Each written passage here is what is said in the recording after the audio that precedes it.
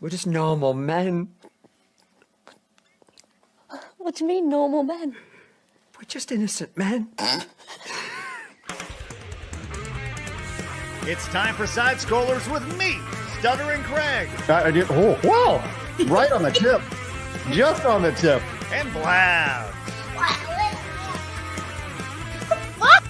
Co-hosted by our friends from around the internet. There is a portion of Norway where it is legally required to carry a firearm at all times. If you're just a normal man looking for common sense in this crazy-ass world, you've come to the right place. And now, broadcasting from our homes from around the internet, it's time for Side Scrollers. Okay, you ready? Open wide! Oh, welcome on out to Side Scrollers on YouTube.com and Rumble.com and, of course, SideScrollersPodcast.com. What's going on, everybody? Happy Tuesday to you, man. You having a good day? You are? Glad you're here. Hey, I'm Stuttering Craig. Okay, we got a big one today. We got a lot to talk about. Like I said, nothing crazy earth-shattering, but we're glad you guys are hanging out with us. But you never know how the day is going to go. But we do have a lot of little quick hits today. Of course, we're joined by the one, the only, Blabs. Hello, it's Tuesday. Blabs, are you ready to tell everybody about what's going on Wednesday yet? No, we're not saying anything. Just get your butts in a chair Wednesday morning, show up. That's it. That's the tease. Okay. Show up or you're going to miss out. Okay. Trust me on that. It's Arch Wednesday tomorrow. Yes. So, should be fun. Should be invigorating. Mm-hmm. Speaking of invigorating, let's bring in our monochromatic wonder. It's Razor Fist. Yes! A lot of quick hits like Jake Paul at an old folks' home. Let's do it. Hey, bada bingo! Let's do this. Sorry, I sound like the United Healthcare assassin. His last name is Louis Mangione, which means eats a lot. His name is literally Luigi Eats a Lot. We know. It's fascinating. We know. All right. And he was mad about a chick. He was mad about being sidelined by a chick. So Cuck Mangione, I call him, actually. Is that the deal? Was that the deal with him? He had some girl problem? Yes. Okay. I don't mean to brag anyone, but I spent most of yesterday afternoon watching Tim Conway in Dwarf Golf. I don't want to make anyone feel inferior here, but let's tell you what a life you live. Yes. What a life you live, huh, Razor? Yes, indeed. Blabs is clueless, dude. Those tapes were everywhere when we were growing up. They were everywhere on TV. What tapes are you watching in your free time? Dwarf Golf. It's a dwarf trying to teach a guy how to golf, and he has a thick Norwegian accent, and that's all you need. Okay. Yes. I'm just saying, like, you know what I think would be a really great thing if we watched Tom Mansky's baseball workout as well. For that's a big ESPN thing from back in the day. Nice. Here, Blabs, here's a little example of Dwarf Golf for you, because hey, why not? Razor will be able to do full commentary of this. It's true, like ESPN. Here we go. With full VHS tracking sound. For a quick jolt of comedy. Yes! Get Tim Conway's new video, Dwarf Golf. Yes! As Dwarf, athlete extraordinaire, Conway shows his form. I think I blew a tube on this. And At least it's not very far down for him to fall. Yes! I love the scene of just the tall guy playing the short guy. This is what all the 7 dwarfs in the new Snow White movie should have been, by the way. Yeah, I agree. Just regular sized people walking around on their knees. Yes. Yes. Oh man, but alas, yeah, we get Rachel Zegler. I don't know how they got Ben Shapiro that early in his career. I have no idea. Bada boom! Hey, let's go. What are you doing? Is that some Italian thing today, Craig?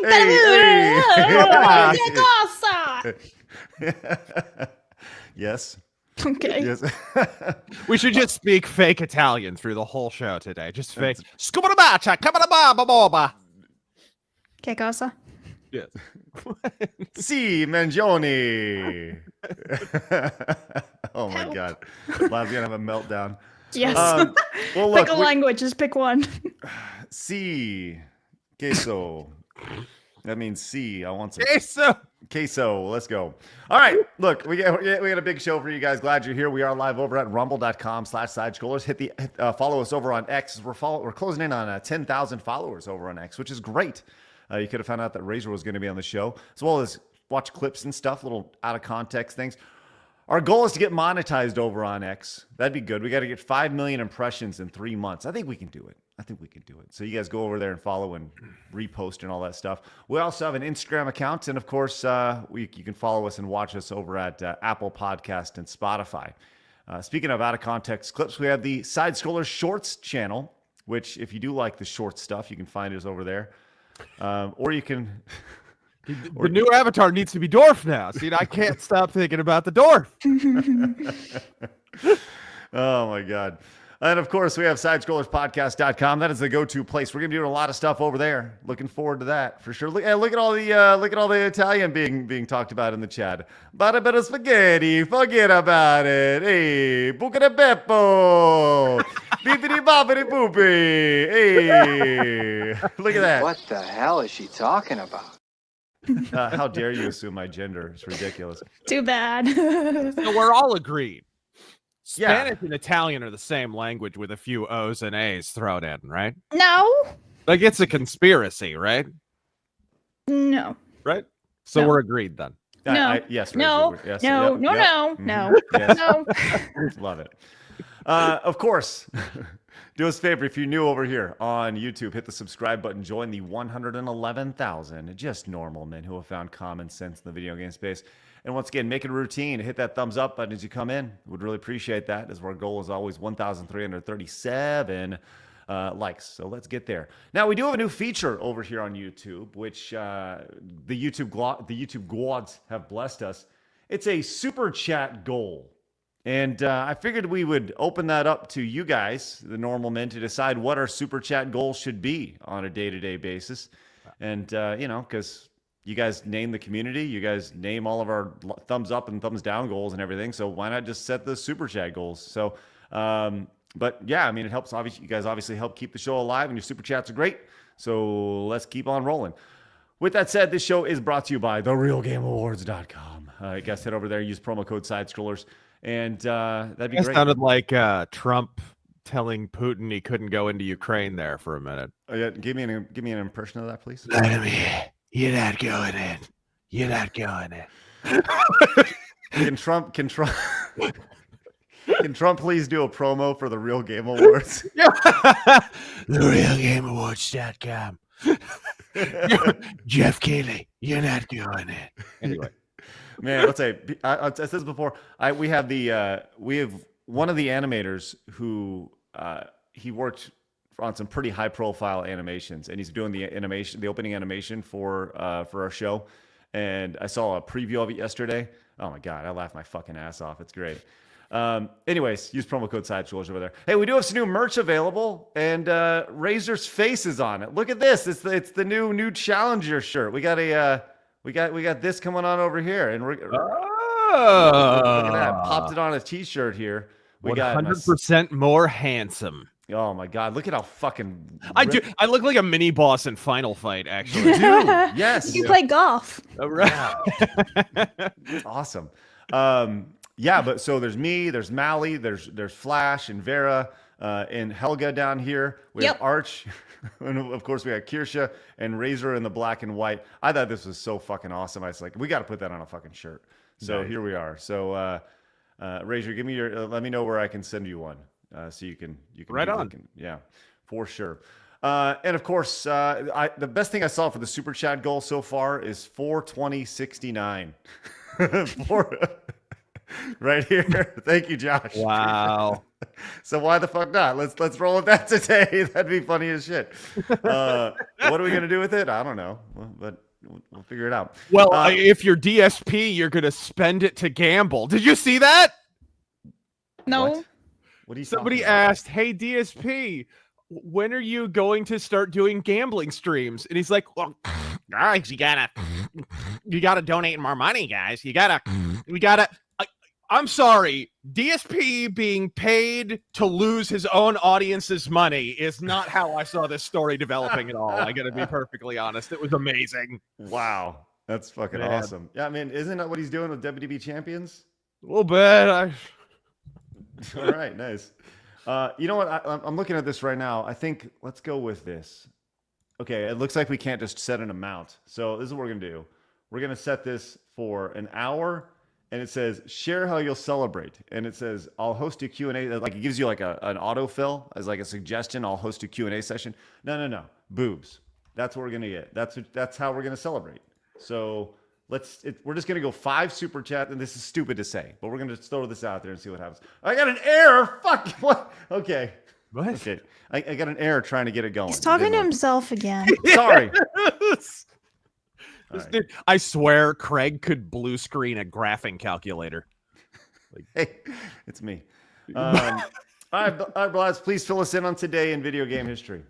Okie dokies. Somewhere, Yellow Flash is screaming, but that's fine. December 17th, we have Mega Man releasing in Japan in 1987, as well as Mega Man X in 1993. And then we have Mario Party 2 releasing in 1999. And these are all Japanese titles. Yes, I know I didn't use all the Japanese covers, but it was a bit hard to find them. So, multicultural today, yes. That's not multicultural. It's monocultural. What do you mean? It's American and Japanese. Yeah. Right. I don't know. All right. Okay. I set a goal up there, and I don't know if we're I don't even know how this works, but we'll see what happens. Do you even know where you are right now? Yeah, video games. So some noticeable games that you missed today, Blabs, include Final Fantasy II for the Nintendo Entertainment System in Japan. That's 36 years ago today. Guys for the PlayStation, which is spelled EHRGEIZ. I think that's how you say it. That's how I've always said it. It would be, if it's a Japanese title, it'd be Ergaze. But okay, well, but that's the thing. Like they don't even have a z sound. You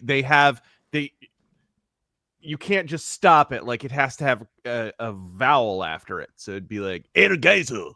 Well, I've never said that before ever. Ergaizu. Yes. Now we're just making, Werner Herzog, yes. It sounds like you guys are sneezing over there. Like, bless you. Yeah, right? Yes.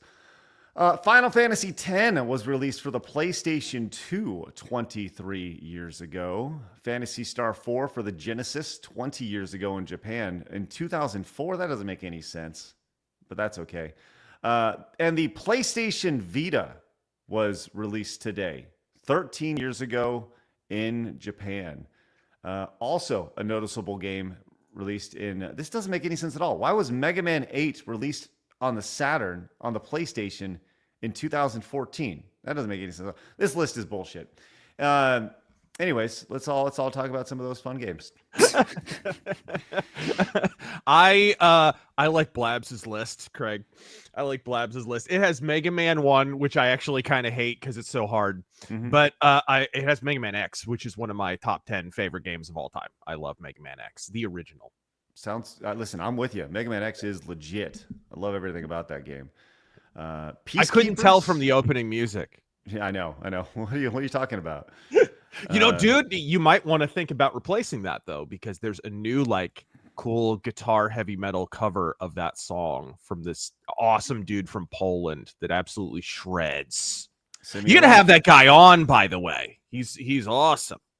Well, Paul Hadouken did that version of it, and it's awesome. Oh, it's great. It's great. Do not get me wrong. It's awesome. Yes. But this new one, you got to check it out. Okay, looking forward to it.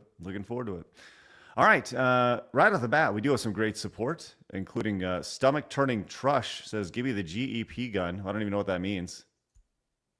Gep gun, bro. You got to play Deus Ex. Okay. Come on, you can't be running a video game podcast without playing Deus Ex. Gep gun? I don't know what Gep gun is. What is? It's a rocket launcher.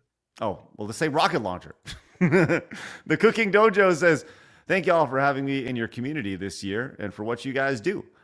I hope your upcoming holiday season is all you hope for and more." Hey, thank you so much. We once again, we're going to be off next week. We have the Christmas week off, allowing Blabs to go play in Narnia and do our family thing. And yeah, it's going to be great. Just gonna chase a wood nymph around. It's going to be crazy. I've never seen any. Oh, sure. No. Jeez. Gear says, breaking news suggestions. not drama, thankfully. Chairman of Nihon Falcon has passed away, confirmed by the company's former music composer. Yeah, you know, it's funny. We do have that on our run sheet. We'll get to that here in just a little bit. Wow. James Bursey says, Razor, can you confirm that ever since Blabs released her Helga avatar, the only thing you've heard from Taryn is heavy breathing? You kidding? I'm the one heavy breathing. Actually, I haven't even seen it. I'm just Helga? You just saw it. This is it over here. Did I? Yeah, oh, you're okay. That's Gotcha. me. I'm Helga. I will crush you all with my thumb. Have you seen the comparison of Miss Germany and the girl at Oktoberfest? Yeah. You look like Miss Germany, and oh no, she's not even German, is she? No, she's like from the Philippines or something. God. See how upset she got? Right. I'm sorry. I didn't mean that as an insult. It kind of came out like that, but that's fine. I am not entertained. Epileptic Anomaly came in with 5 gifted memberships. That is spectacular. I'm sorry, memberships. Blabs. That's right, Craig. Thank you. If you guys got gifted a membership from Epileptic Anomaly, make sure you say thanks, and we really appreciate that. Thank you so much for that support. Let's paint that chat green today. Speaking of, Ian came in with 10 gifted memberships. Blabs. It will. All right. And Angela came in with 1. Hey, guys, thank you very much for all those wonderful memberships along the way. Carpet University, I know. I saw that Logan Paul is going to face Conor McGregor in a boxing match. Oh, that'll be... What, in 20 years when he's old enough? Right. And Emperor Creed came in at the 20, says, oh, Blabs, I'll let you read this one. Well, first of all, that word just is buongiorno, and then everything else is like him trying to speak Mario. Buongiorno side scrollers. It's no. You read it like a stereotypical Buongiorno Italian. side scrollers. It's me. Il duce. I'm trying to duce Dutch. Deuce. What are you saying, Deuce? I am very pleased to see everyone wearing their the best of black shirts. How is the bust you made of me doing, Senor Razor? I like it. You actually added an extra "ah" at the end of it. She started improvising after a while. Dude, I can't read it. It's hard. How is the busta that you made of me doing a singer? You can't do a fake one. Signora Razor. She just started naming off members of the 3 tenors after a while. Well, Blabs, Razor, there actually is a question there. How is the bust you made of me doing a signora? What is? I don't even know what's going on with that. I've told this story a million times, but I was in an art class and they told you to make a bust, a sculpture, and then of course they were going to cook it in the kiln. And whatever, you're going to have it. So anyways, I had an art teacher, and it turns out she was an Italian Jewish lady. Now, I didn't hear the whole assignment. I wasn't paying attention. It turned out it was a historical figure you admire.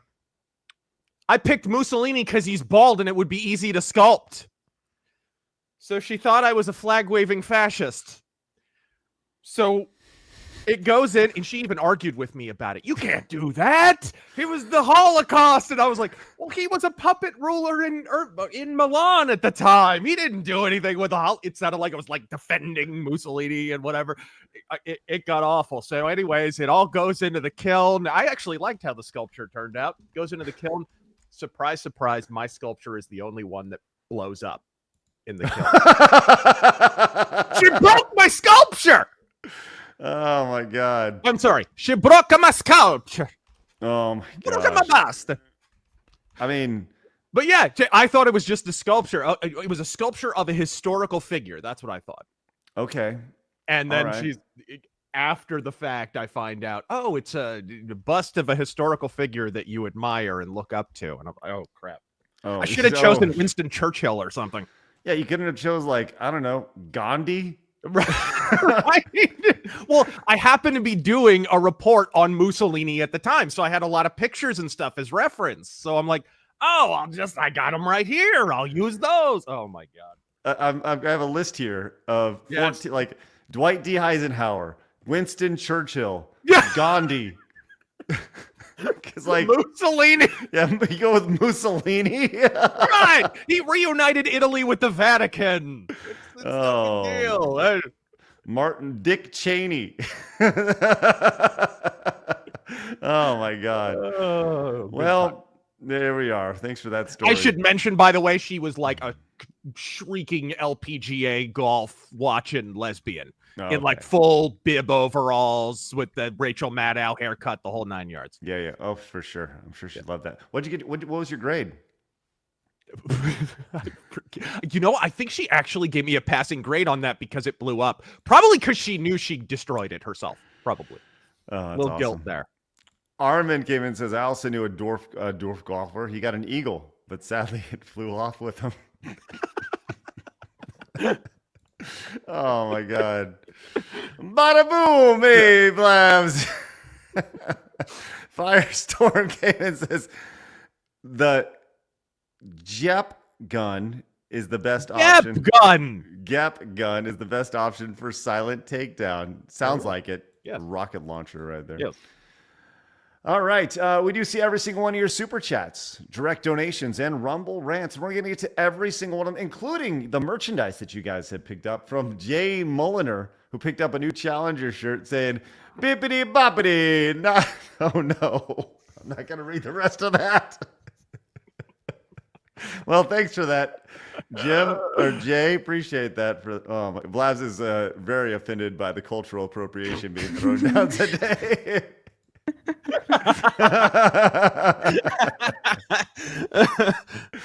All right, let's get into it. It's time for my favorite segment, your favorite segment, everybody in the world's favorite segment. It's time for Hard News. Hard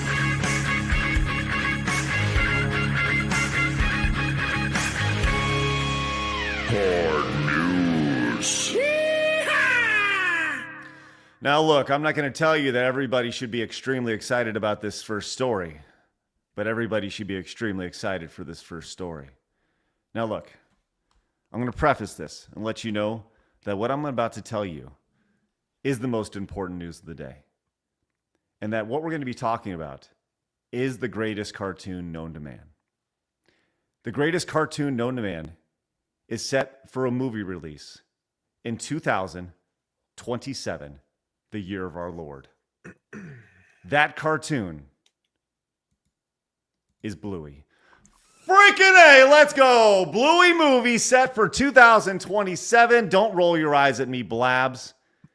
If you know, you know. Listen, I'm the one who put this in the document for you. You're welcome. Listen, Bluey is the best. If you've never seen Bluey, you don't understand. But it is exactly what you want from a cartoon, and that kids can relate to it, but it's written for parents. Parents laugh their asses off, or at least I laugh my ass off when I'm watching Bluey, and those who know. Blabs, have you ever seen an episode of Bluey? I have seen bits and pieces of it, but you know who really seems to like Bluey? My less than 3-year-old nephew.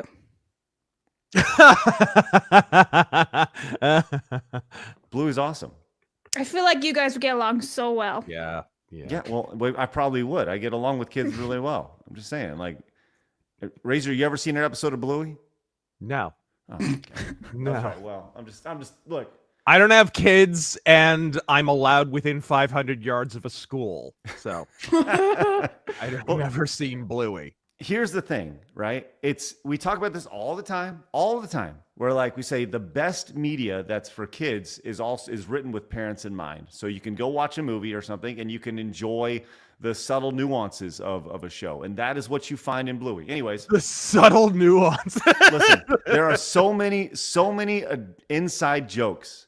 If you're a parent, it's freaking amazing. It's amazing. I love everything about it. Anyways, see, I completely disagree. I hate that cloying crap, like in Pixar movies where you're watching a movie and it's like it's 90% for the parents, 10% for the kids. It's like, hey guys, thinly veiled sexual reference. Yeah, waka waka waka. Like, blow me. Shut up.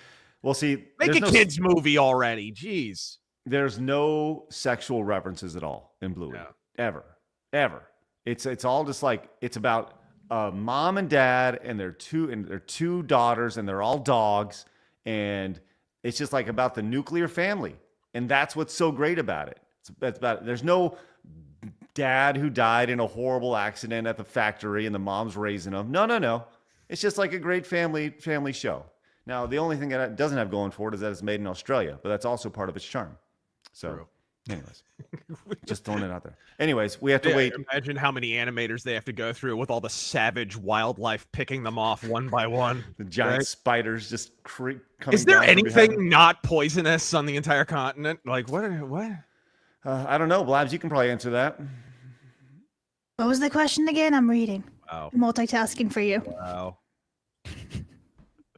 I think when Craig talks, she just hears a high-pitched whining noise. It just Sometimes, yeah. Last I heard, it was something about Bluey, and I kind of faded out. I was like, listen, I'm going to do some more research for you.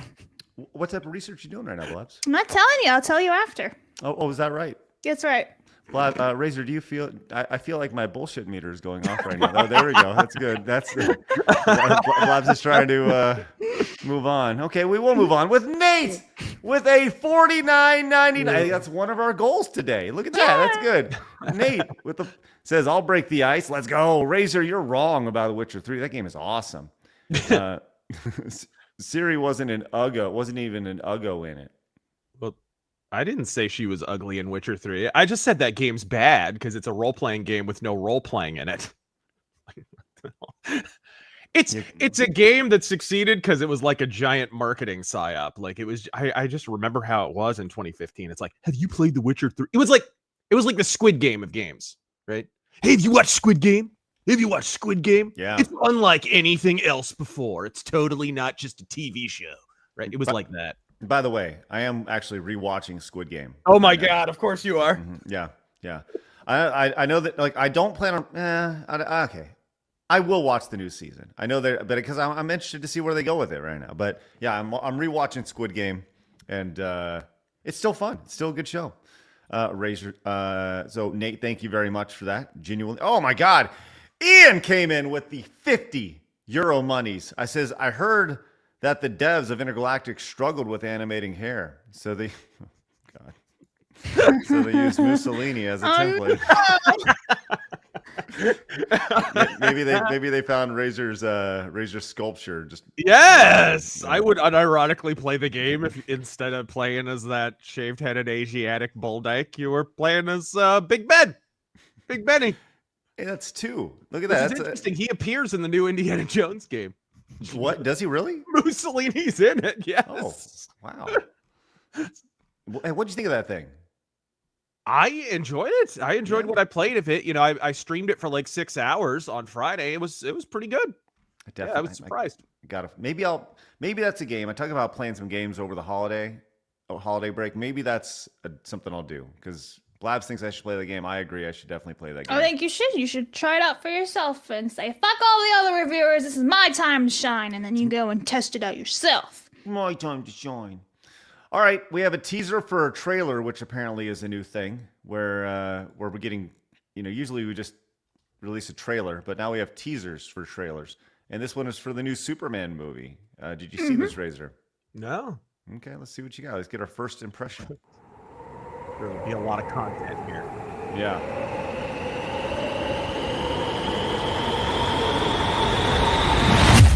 Oh, okay. That's it? Yeah. Thought there was going to be more. Then we have this as well. Go back. What did it go back on the 12-second clip?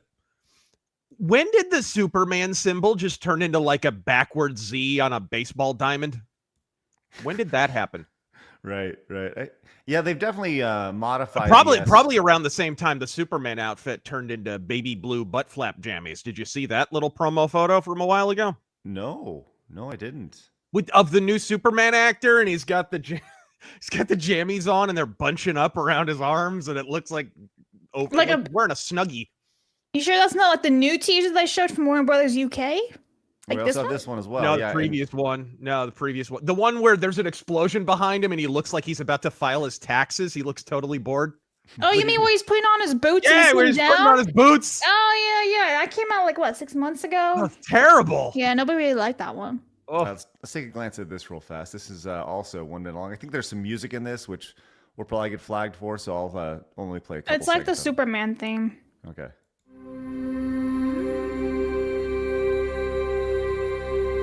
That's literally it, by the way. Okay. That's it?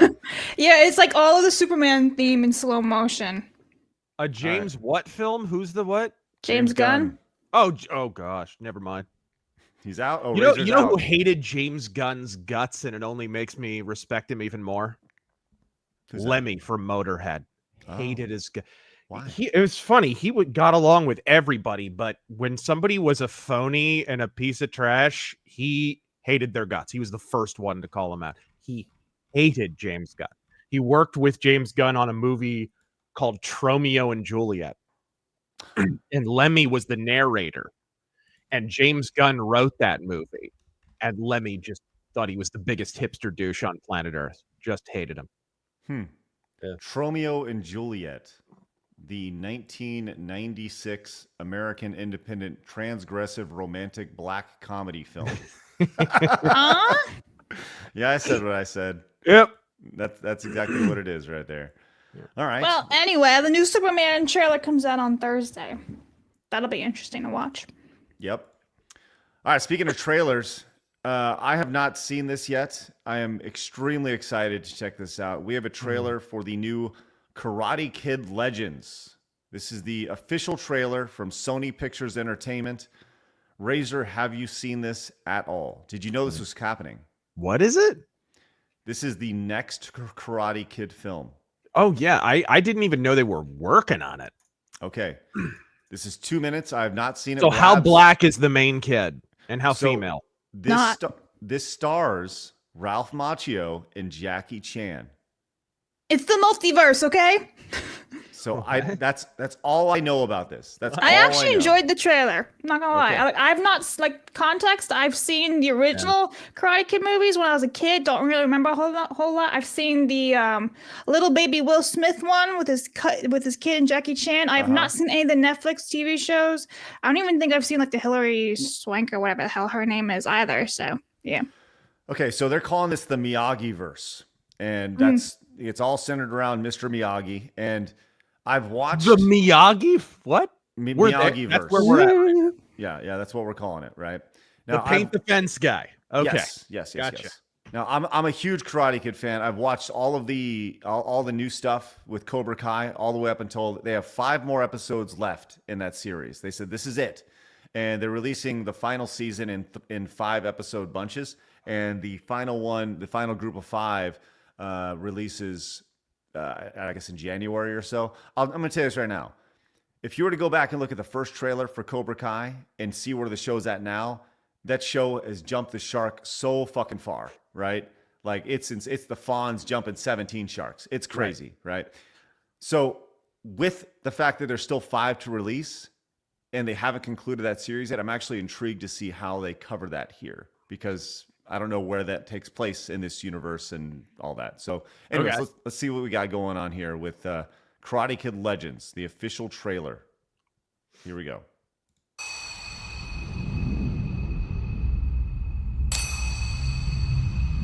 Our traditions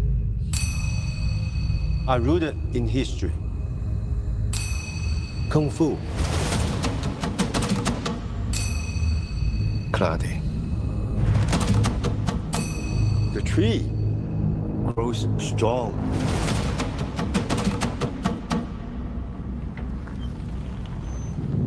You knew Mr. Miyagi? I did not come looking for Sensei Miyagi. I came looking for you. I came because communist China has my son kidnapped.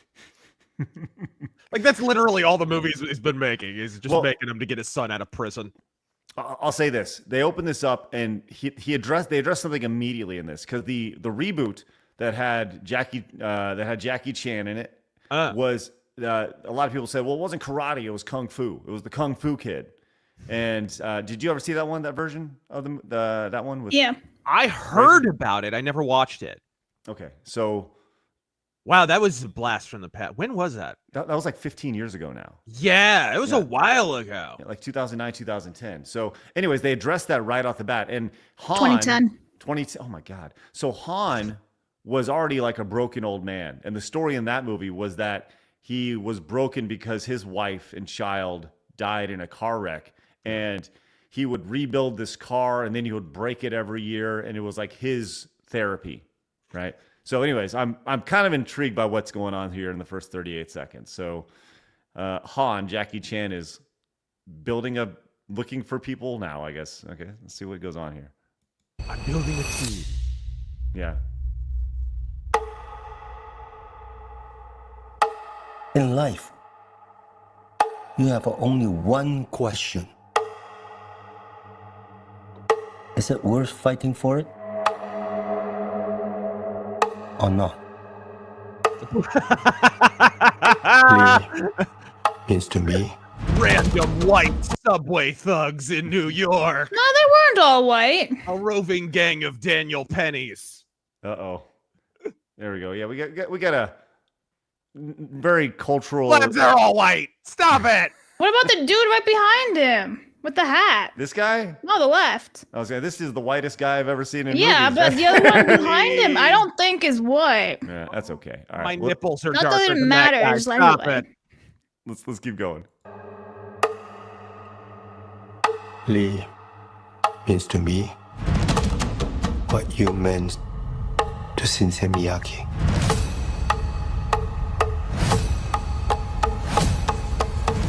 I'm doing this for all of us. Whatever it takes. Oh, shit. 2 branches. 1 tree. This is like the first paycheck that guy's collected in like 20 years. What, Ralph Macchio? Yeah. Oh, man. Where's he been at? He's been in Cobra Kai, and he's been kicking ass. That's what he's I been didn't doing. know he was on the show. Okay. Oh, yeah. He's a big part of the show, for sure. I haven't watched it. I didn't know. Oh, yeah. Okay. Oh, my God. Okay, I'm going to tell you this right now.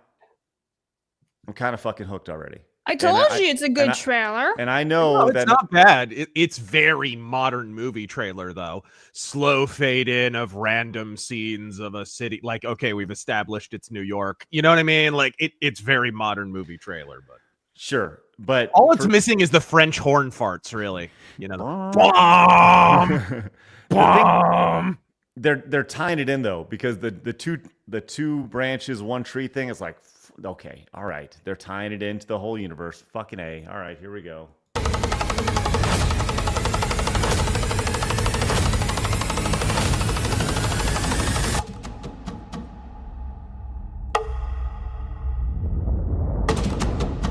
Legends. All right. I think it looks great. I think the entire trailer was pretty good. Kid Armageddon or Karate Kid Retaliation. They did a good job. The music, everything. I am a sucker for this. I am a sucker You for could nostalgia. just stop being a sucker. We understand. This is true. I'm a sucker for Karate Kid, especially though, right? And they've done a good job. Like I said, they've jumped the shark with Cobra Kai ridiculously. And none of that is addressed in this at all. There's no Cobra Kai references at all. So this movie almost feels like, based only on the trailer, the 2-minute trailer that we saw, it's like if Cobra Kai never even existed, although we know it did. And probably a rights thing. They probably can't reference anything from it. I don't know, because I don't think that's right, because Sony also does Cobra Kai, and the people who wrote Cobra Kai are writing this as well. And they have every intention of turning this into the old Marvel Cinematic Universe for karate. And I mean, okay. Well, who's left? What are you gonna dig up Brandon Lee's corpse or something? Like, what do you do at this point? Bruce Lee's dead. There's no other famous kung fu guys. What, Scott Adkins or there's nobody. Okay, you're gonna, as somebody who has not seen Cobra Kai, Razor, I think did you watch the first three Karate Kid movies back in the day? I watched the first one. Okay. So in the second one, he goes to Japan, and it's more or less the exact same movie, just in Japan, a different setting. And there's some other story elements, but he fights this Okinawan guy, and he saves the girl at the end, right? And then the third one, they introduce the bad boy of karate, Mike Barnes. And it's so ridiculous. And you meet Terry Silver, who's the ultimate bad guy. Right. Okay. My question is, when's it the 3 ninjas turn to shine? That's my question. We got to bring back the 3 ninjas. Yes. But I'll tell you this. This gets my Karate Kid wiener flowing a little bit here. I'm telling you right now. Your wiener flows? Well, I didn't mean it's a rock. Whatever. I'm ready to watch it. That's the wrong terminology. I think if that lasts more than 6 hours, you're supposed to consult your doctor. Listen, wrong words. No flowing of the wiener. But this gets me excited. I am very intrigued by this. And Blabs, you saw this. You don't know shit about Karate Kid, but I know some stuff, right? Like I said, I've seen the original ones as a kid. I even saw Jackie Chan as a kid. I've not seen any of the Netflix stuff. Shout, oh my God, it's Jackie Chan? Sorry? Did you shout, oh my God, it's Jackie Chan? No, I mean, listen, I'd rather him in like Rush Hour or something than Karate Kid. Right. Just saying. But yeah, no, it looks good. It's a good trailer, good music. I like that doesn't seem to be like any type of race swapping going on, right? They're sticking with the Asian characters. It's like, that's what we wanted. We want something genuine here. So I got no complaints. Maybe it'll be a shit movie. I don't know. But from the trailer, looks pretty good. As somebody who has, like I said, I've watched everything that could be in this Miyagi-verse, right? The one thing that they haven't touched on with the Cobra Kai series is the next Karate Kid, which was technically the 4th movie, but everybody just forgets about it, and it starred Hillary. Because isn't it a bad movie? It's a horrible movie. Yeah. It's a horrible movie. But Mr. Miyagi goes out to Boston and he trains Hillary Swank. It was like Hillary Swank's first movie, and she was just this thing in the movie, and it was a really bad movie, but they haven't touched it at all in Cobra Kai. Oh, that's what they're guessing, though. Like, towards the end of it, they're going to bring her in, aren't they? For the end of Netflix? Well, if they do, they better do it now. Because... Do it now! Get to the chopper! Because there's only five episodes left. But, right. Okay, I always go into this stuff looking super skeptical, and my skepticism has been met with positivity. Yeah, I told you were going to like this. All right. One of the titles I was thinking for Craig to use for today's show was like Craig changes his boxers, because I thought you'd be so super excited. So, well, maybe that's what we'll do with the title when this becomes a clip. Anyway, Craig changes his boxers. The end. What do you guys think about this? How threatening can Jackie Chan be? I mean, you can basically. I feel like he'd still beat the shit out of you, even at his age. All you got to do is ask him if Taiwan's a country. He'll be down on the mat instantly. Well, okay, so Jackie Chan currently is he was born in 1954. Some quick math tells me that Jackie Chan is 70 years old, right? Ralph Macchio is he is in his 60s, I believe. He's 63. Now, they make Ralph Macchio look considerably younger than Jackie Chan in that trailer. They're only 7 years difference in real life. Really? But I'll say this. Ralph Macchio, I had no idea Ralph Macchio is that old. He's 63, man. Yeah. He was born in 1961. He was in his early 20s when he shot Karate Kid. That's insanity. So, yeah. But when you watch Cobra Kai, they definitely hide Ralph Macchio. I mean, he's 63, right? So he can't do crane kicks and all sorts. So they definitely hide it with the way it's edited. Where I don't know if they necessarily have to do that with Jackie Chan.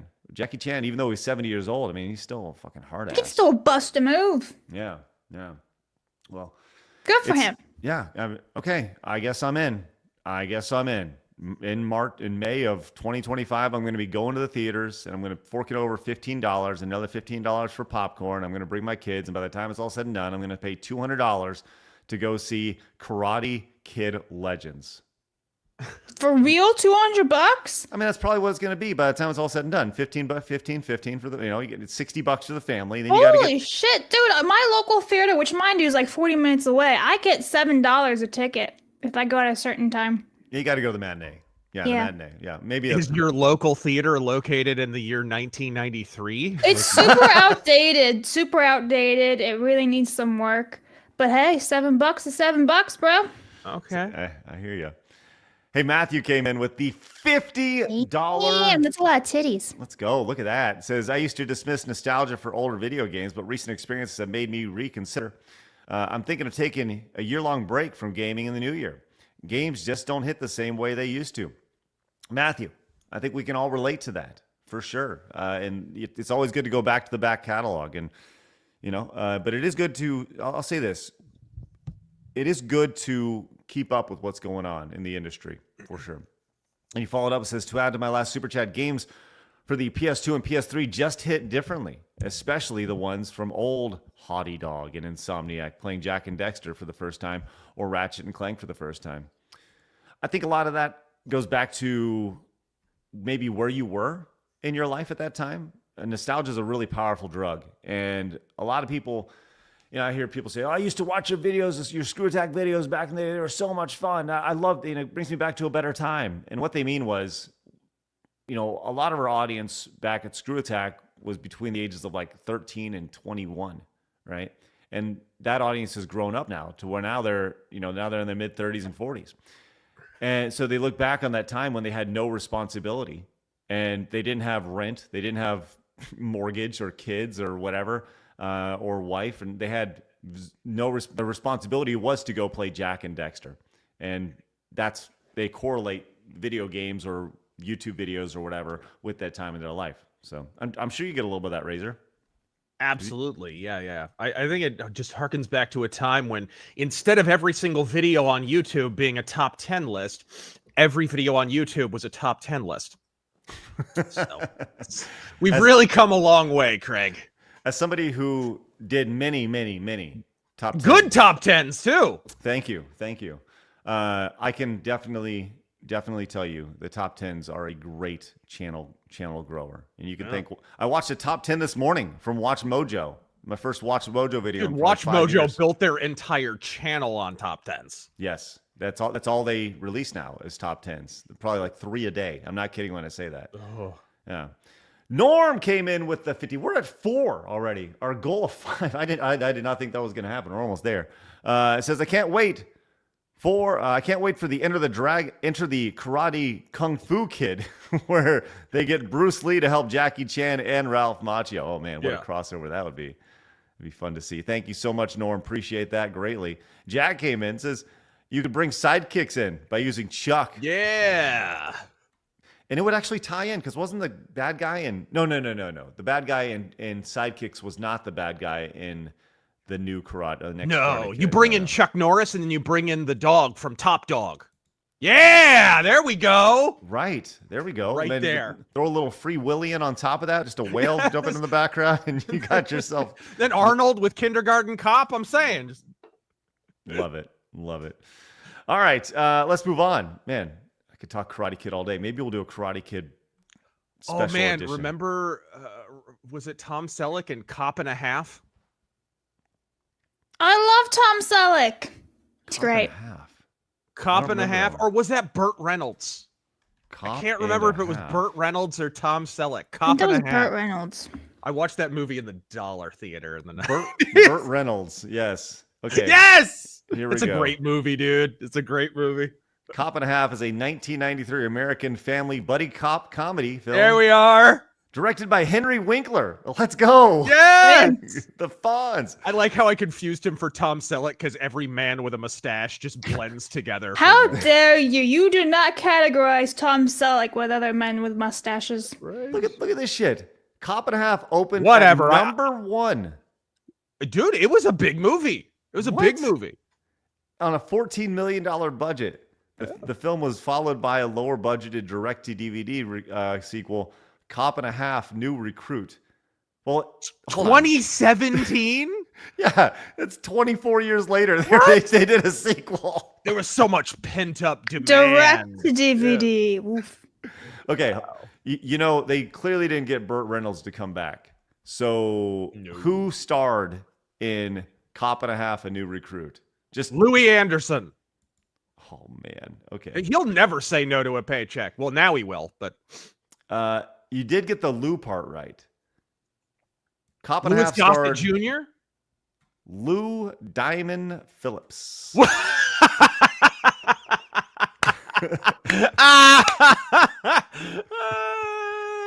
Let's go. Luke Wilson, another guy who No. Lou Wilson, not Luke Wilson. Oh no, man! I discovered that Luke Wilson was like Owen Wilson's brother the other day. I was like, what? Yeah, I only caught a glimpse of the top of the top of the poster, but man, it would have been great if it was Luke Wilson. Hey, Jason says, bring in Sylvester Stallone to help train Jackie Chan to take on Jake Paul in a boxing match. There you go. Now we're talking. And Norgivin says, the angry reviewer guy era on YouTube was the best era of YouTube. And by the way, all those angry reviewer guys clearly have tainted society, as you saw by that Twitter thread we talked about not too long ago. Did you see that? There's a Twitter thread where they were talking about specifically James Rolfe and how he perpetuated right-wing culture. And it's like, really? I've never seen a guy who avoids talking about politics harder than James Rolfe. Yes. But this is the problem, and this is one of the reasons the left lost in the last election. If you don't declare a side and declare their side, you're the enemy. And if they don't understand why their coalition is rapidly dwindling, Exhibit A, ladies and gentlemen. James Rolfe says nothing about politics ever, just chills with his wife and kids, does his thing, makes his videos, and they just can't leave him be. Yeah. And he's like the best guy. Yeah, I've heard I'm buddies with Alpha Omega Sin, who's met him a few times, and I think they're from the same area, and it says he's the nicest dude. I've known James for almost 20 years. I mean, I spent so many days with him and meals and all that stuff. And you know what's never been talked about? Politics. Yeah. You know what we talk about? Battletoads. It's like, well, that's what you talk about. You talk about videos and stuff. Yeah. Anyways. All right, let's go and move on. We have an update from the Diddy stuff. All the Diddy entertainment stuff. This is pretty interesting. Now, the PBD podcast. Have you watched any of that, Razor? You ever seen any of the Patrick Bet David podcast before? Oh, yeah, here and there. He gets pushed by the algorithm pretty hard. Yeah, he's done a very good job of growing his channel dramatically. Well, he had Daniel Baldwin on, one of the Baldwin brothers. Yeah. And in it, Isn't he the based one? He's very based. Yes. And he said in this interview specifically, here you go. Just watch this little clip here. This is pretty amazing. Look at Diddy, for instance. Mm-hmm. Let's take a look at him. Let's take a look at, he has videos.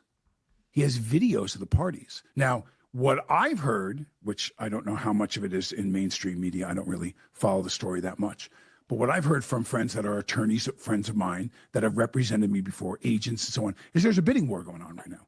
They're driving that price up because if you want your client and your famous actor to not be involved, or famous singer to not come out, here's the price. Yep. And that they're just selling to the individuals that are in those. This is what I heard. They're selling those videos. So, I don't need him to confirm that. We all know that's going on. For granted. Why do you think those Epstein Island tapes? They reported that story, and why did they report it? Because they wanted to open the bidding. They reported the story about Epstein Island and discovering all the DVDs that Epstein had recorded of everybody who had, diddled one of the massage girls or whatever. And then it just, we don't know where they went. Well, sorry, guys. FBI never revealed who was in any of them. Here and there, a photograph, a really creepy photograph of Bill Clinton getting a massage from a clearly underage girl will emerge. But other than that, we haven't seen, one moment of those recordings. So I think it's the exact same thing. I said this at the beginning of the Epstein tapes. You're never going to see these tapes. Because the whole purpose and leverage of it is to have them. The intelligence agencies right now are in danger of being broken up, right? They're not giving these tapes away. They're not leaking this to the public. This is important leverage that can be used to bribe politicians who can possibly obstruct someone like Trump from breaking up the FBI, from breaking up the CIA, it's not happening. It's not happening. What do you think the price is for something like this? I have no idea. It has to be. Honestly, it's not price. I don't think it's price. I think it's leverage. It's you scratch my back, I'll scratch yours. It's, you're a politician caught on this tape. well, why don't you intercede and prevent Trump from, be the deciding vote in preventing Trump from breaking up the FBI? That kind of thing. That's mostly what the leverage is for.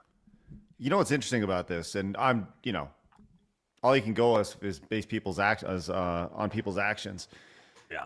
Did you see that LeBron James left the Lakers a few days ago? And all this and is really gave no reason. Nope, personal stuff. And there's no timeline that he could be coming back to it. He's just like, I'm going to come back when I come back. And it's like, what? And I go back to there's the comparison between him and Michael Jordan all the time. Who's better, Michael Jordan, LeBron James? But you go back to when Michael Jordan left the NBA, right? And he's like, well, I just wanted to pursue baseball, right? But the reality was that he had a crippling gambling habit, and he was caught up with the wrong people, and it was doing horrible things to the NBA. And Daniel Stern, the commissioner at the time, I think it was Daniel Stern, went up to him and was like, hey, listen, I either got to suspend you or you got to go away. So he went away for 2 years, then he came back a hero. And, there's always these like stories of things that actually happen. There's the push story, and then there's the real story. Yeah. And I'm not saying that LeBron James is on this list, but I know there are pictures of LeBron James out there doing some pretty crazy things and attending those Diddy parties. Yeah, he he 100% went to the Diddy parties. I mean, I don't know. Every time I hear from Ozzy Osbourne talking about, because he's gotten very woke on his Twitter accounts, with the declamatory rhetoric, and it's like, hey, Ozzy, when you going to write a song about how your daughter was at all those Diddy parties? Right. Well, what happened there? LeBron James has famously said, there ain't no party like a Diddy party.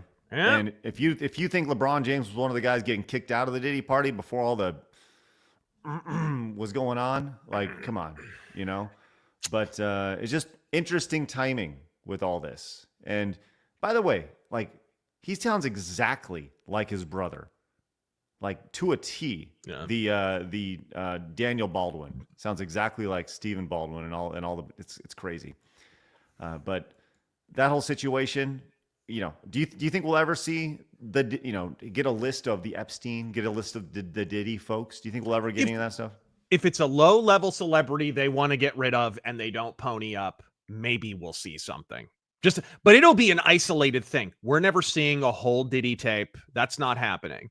Mostly this is just to bribe politicians and stuff that went to the Diddy parties, which there were quite a few. In fact, Obama went to a few. Or at least that's the speculation, right? Because Diddy was politically connected. He did a lot of donating to Democrats in particular. Yes, absolutely. Well, and Jay-Z he's very much linked to all this. There's Yeah. a story Well, about the because 13-year-old Razor girl. brought up Obama, and then they're all connected. Yes, all three of Jay-Z them. has campaigned for Obama, and so has Mhm. Beyonce.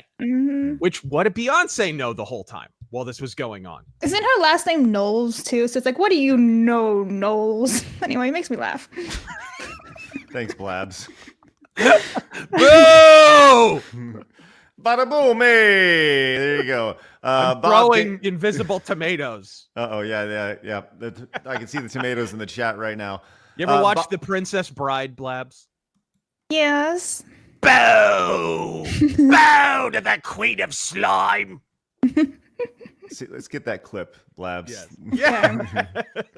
Bob came in and says, think about celebrities that are recently talking about being broke. Yeah, interesting.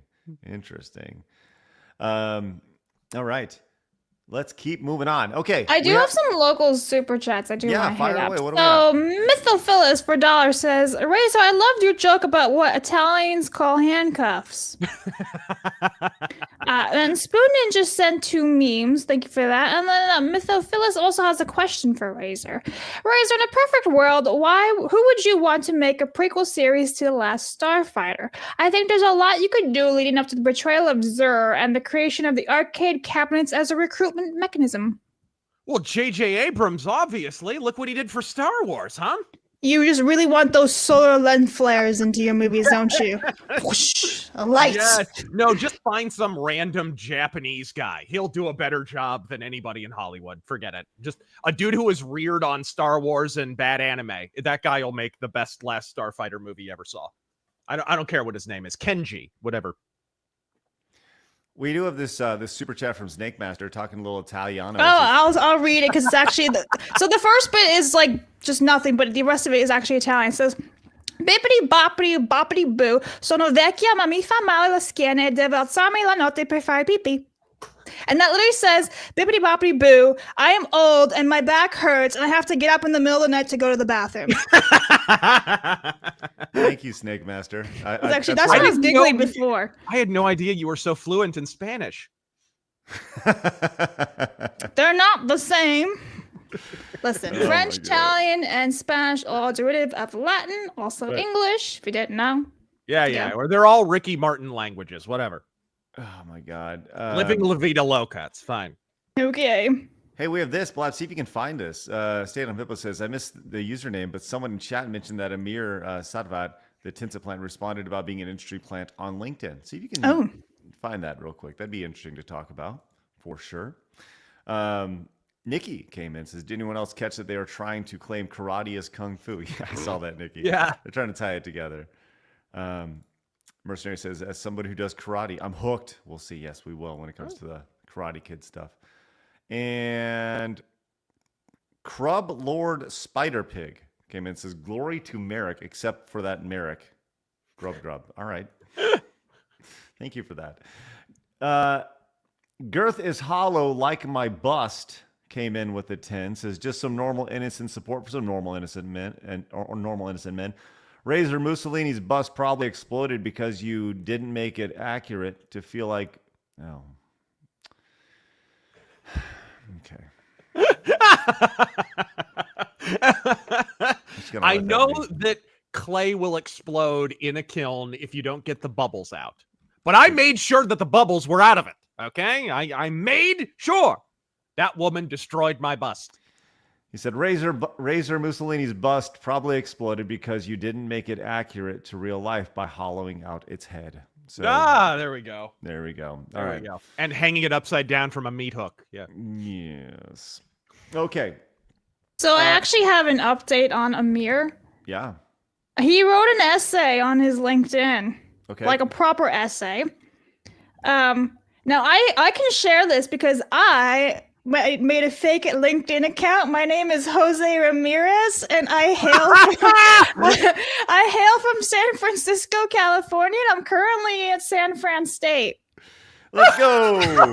I don't know what's funnier, that you made a fake LinkedIn account or that Well, because I was afraid of like people who I look up finding out my real info and all that. I was like, well, this can't happen. So I made a fake account last week when I was doing my Unbroken Studios research. Does he have a little pencil mustache? Hi, my name is Jose. Hola.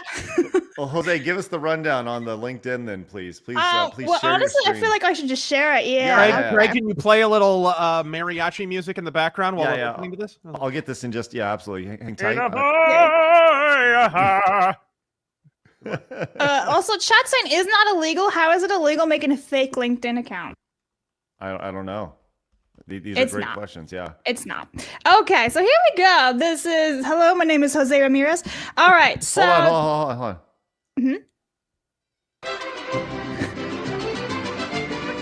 There we are.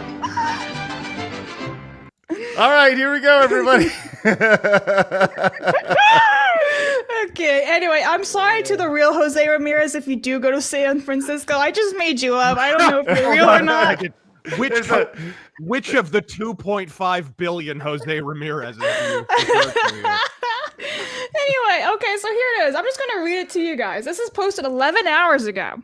Okay, hold on. I'm just imagining Jose Ramirez trying to get Jose Ramirez on LinkedIn from San Francisco and really upset that he can't get it. Yeah, and I'm just wondering where you got that Italian music from, Craig. That's Mexican, you daft Neanderthal. Anyway. What was that? Fellow members of the game industry, I need to share a harsh reality. Over the past 4 days, I have received countless hateful messages targeting me personally, along hundreds more on YouTube and Twitter. People have made disturbing comments about my family. I'm not only sharing those comments because they are disgusting, but I will share some other samples comments. My wife and me have been, which is by the way wrong, targeted with anti-Semitic slurs. Several videos mocked my comments, suggested I sounded autistic, riffing on for their audience's amusement. Okay, so anti-Semitic, not cool. Making fun that he's autistic, little funny. Why this wave of hate? Because at the Game Awards last week, it wasn't mentioned that I work at Tencent. That's it. This omission has somehow fueled bizarre conspiracy theories, claims that I'm a Tencent agent or a Tencent plant exploiting our community, or that I'm responsible for job losses and therefore a fraud. Here's some context. I started this community at Amazon before I ever joined Tencent. Our community has absolutely nothing to do with Tencent. I don't work on mergers and acquisitions at Tencent or Amazon. They simply didn't mention Tencent because it had nothing to do with this community, and they wanted to focus on how we drove this ourselves. I have no knowledge of anything happening or not happening with Ubisoft. I have never signed a contract or personally been part of a deal that led to job losses in my career. In fact, in some instances, like at AWS, I put great effort into making sure hundreds of people's jobs were saved during moments of restructuring. I've also accused of creating jail-worthy fraud and mocked for just making one spreadsheet people enter info into, usually by people who spent all of 8 seconds looking at our site with no understanding of the work we do or the impact we've had. We have 15 resources across 5 different resource homes, and there's a lot of depth to our community, as any of you know who have used it. This can happen to you when you sacrifice over 2,000 hours of your time to help the industry. That is reward for 2 years of service. P.S. For those fixated on this, please get your anti-Semitic insults and threats straight. I am not Jewish, though my wife is. I appreciate the future to attention detail. What the fuck? He's like, basically, get your insults right, not me, her. Oh my God. I object to incorrect slurs. Oh my God, wow. I did not want to say anything, but there have been too many comments about my family, about my wife, about her religious background, and other things that are way over the line for me not to say anything. If you care about me, our community, or anyone facing this kind of harassment, I encourage you to speak up when you see it happening. Your voice matters. I continue to do my best to tune this out, but it is quite extreme, and I appreciate you allowing me to surface it. This is the last I have to say on this matter. We will return to our mission of positive public service. Thank you. What is it? And he's got screenshots. Hold on. I want to see, like, okay, these are responses. Okay. Amirberg Salvstein is pretty great. I'm just saying that's a pretty good one. Okay, and this is it. I mean, let's see. Is there People more making jokes? Yeah, and by he the just way, put these together. 1, 2, 3, 4. 4 screenshots. Look, okay, I don't mean to be. Look, we don't talk about people's families on the show, right? We don't attack people from a personal standpoint on this show, right? We talk about their actions within the industry on this show, right? I think it's I'm sorry that somebody on the internet said something bad about you, but you stood on a stage in front of millions of people, and it's very natural for people to look at you in the state of today's video game industry and to raise an eyebrow with things that an award that's being given out. It's not about you. It's about the bigger picture of the industry and the distrust. What's the backstory here? I wasn't on the podcast when this went. Who is this person? What did they do? Okay. So this guy at the Game Awards was given an award for more or less getting people, the idea was that people who lost their job in the video game industry, he would help find them new jobs, right? And he was presented on this award show as this. It was a 2-minute clip, and they show his YouTube channel. He has like 4,000 subscribers. And it's presented as, look at this guy who just loves the industry so much with his small little YouTube channel, doing his best to lift up people who have been fired. It was the Game Changer Award. He is changing the game with his stuff. But at no point in this does it reference that he works for the biggest game publisher in the world. Yeah. In a director position. Wow. Right? His title, not ours. So, but I think it's really disingenuous. And it's Tencent. Exactly. Yeah. A company that, as we have covered in the past, is directly affiliated with a communist dictatorship and has actual party apparatchiks in their headquarters and embassies to the CCP forcibly embedded in the company. It's not even a private company, right? This is Game changer. Hey guys, we'll find you a job in a communist dictatorship. We'll find you a job. I'm sure in a salt mine somewhere. Well, while we were watching the show, it was immediately brought up by the chat. Savvy and Kirsha both dug in quickly. They knew his name immediately, and they just didn't know how to connect it. Then Savvy connected the dots on things. Kirsha connected the dots. Vera connected the dots as well. And I'll say this. If you're pulling 4 comments from all the dialogue that happened to you online about you the last few days, oh yeah, that is. I'm sorry if something bad was said about you on the internet, right? But you took that risk when you went up on stage and accepted that award. That's just the reality. You are a public figure now, and I think it's really disingenuous that you would be like, "Well, look at these 4 people who said bad things about me." Like, fuck off. Sorry. Like I get called a shithead every day online. Mostly by me.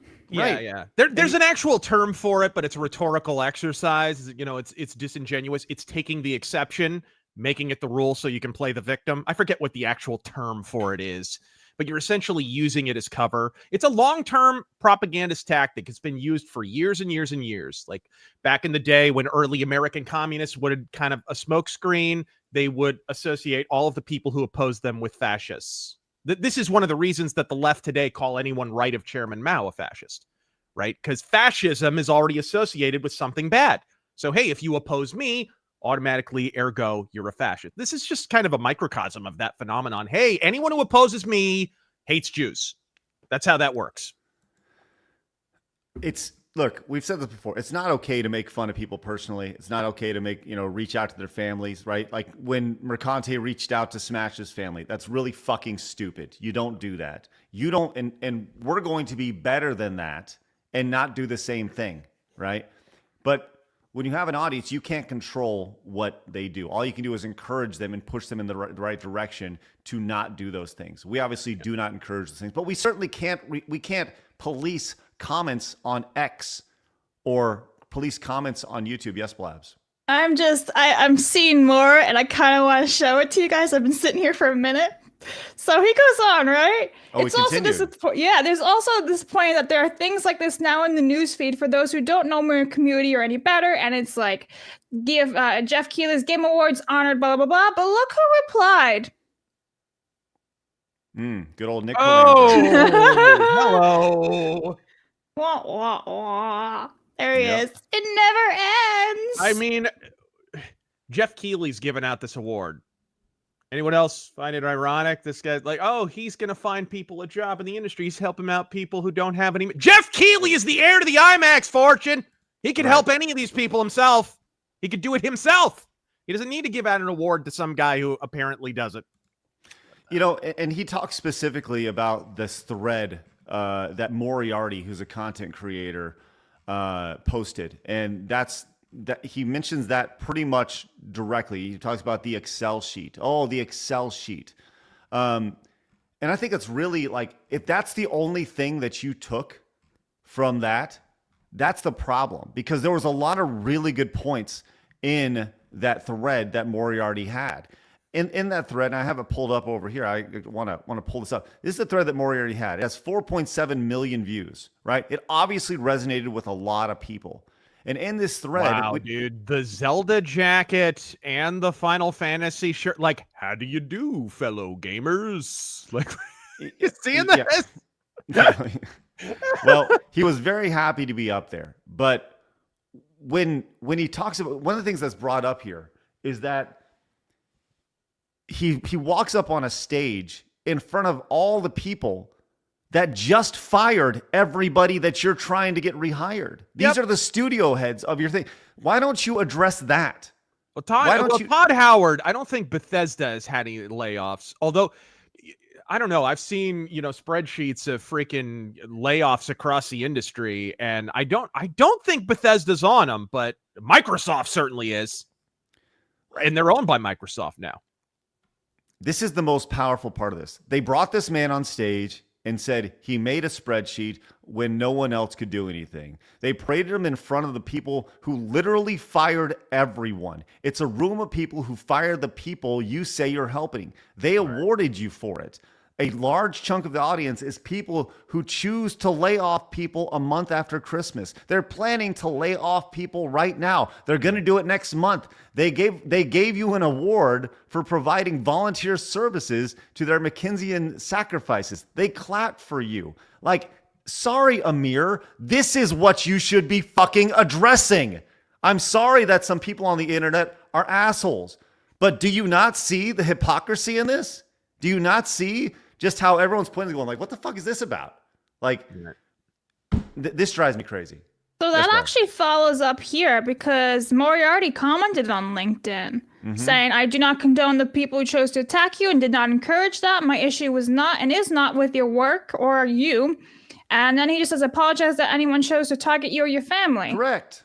And then Amira's like, I appreciate you saying this, but if you really meant it, I beg you to make a follow-up post clarifying that these claims about me and firing people and having blood on my hands or whatever, and that our resources are just one input spreadsheet simply aren't true. Keep going. Yeah. And then he says, I'm happy to have a private conversation to thoroughly explain to you what my job and career actually are and have been. Our resources here actually work to inform such a post. If you want people to stop attacking my wife and children, this would help. And I ask you as a father and husband to step up. Thank you. Wow. Dude, this guy is cowering behind his wife and children. Like, what does that have to do? He's specifically addressing the guy's bad reputation in his career, having nothing to do with his wife and kids. The guy who replies to him takes his wife and kids out of the equation. I'm sorry that they were attacked, whatever. And this dude brings them back into the equation because he needs them as a shield, as a rhetorical shield. Just repulsive behavior. It sucks. I get it. It sucks that your wife and kids were contacted. That should never It's happen. the internet, bro. Right. That's what happens, right? It should never happen, right? It shouldn't happen though. It may happen, but it shouldn't happen. And I get that, right? I totally get that. I guarantee he's watched our video, right? And I guarantee he's going to watch this video. Amir, when you watch this video, please talk about the concerns that people actually have. I'm sorry that happened to your wife and your children. That shouldn't happen. We do not condone that at all. But address the real issue. Address the hypocrisy of you receiving an award, literally getting a standing ovation from these people, knowing that in 3 weeks, you're going to have a whole new bunch of clients that you could potentially put back in positions at another studio. Yeah. Right? Address that. That's the issue. I don't know. Anything else, Blabs? I think if you wanted to make a positive, difference in the industry, and if you were to hand out an award from that, wouldn't the person who blew the whistle on all the sex pests at Activision probably be a better recipient for that award? Or not a guy who made an Excel sheet. I don't know. There is nothing else that I could find. Moriarty doesn't seem to reply to him saying, do better, basically. There's no response to that. Well, I think thanks, Jose Ramirez, number one. And thanks to the chat for bringing that up. I think that was Hippo who brought that up. Oh, that was somebody. Somebody was spamming and had to time them out because they started spamming us. So sorry, guys, don't spam. But thank you for Hippo, thanks for allowing us the opportunity to address that and talk about that off the cuff. Norm came back with a $50 super chat. Says, motion to rename Blabs to Jose Ramirez. All in favor, press the thumbs up button. Yes. There you go. Currently, Blabs, Jose. Jose, hola, ¿cómo está? Thank you, Norm. That is Estoy outstanding. bien. I don't speak Spanish. And Jose Ramirez came in with the $50. Says, hey guys, just checking in after my sociology class at San Francisco State.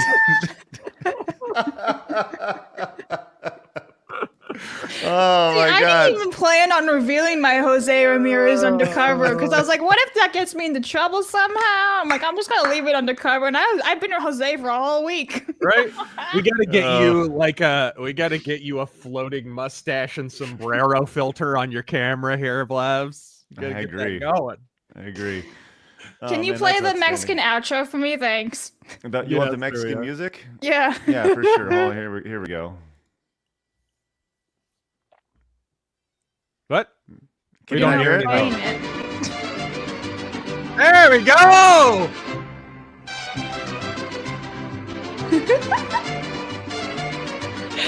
Hello! My name is Jose. I hail from San Fran. All right, my God, that's awesome. Hey, look at this. SNK fan says, "Thank you for your work, Jose Ramirez." Pleasure, oh no, sir. oh no, Torgo says, "Get back to the border."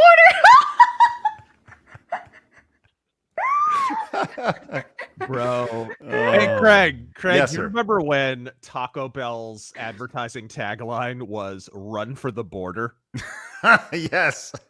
Yes, I do. Make a run for the border. Yeah, absolutely. Different man. time. Different time. Better time.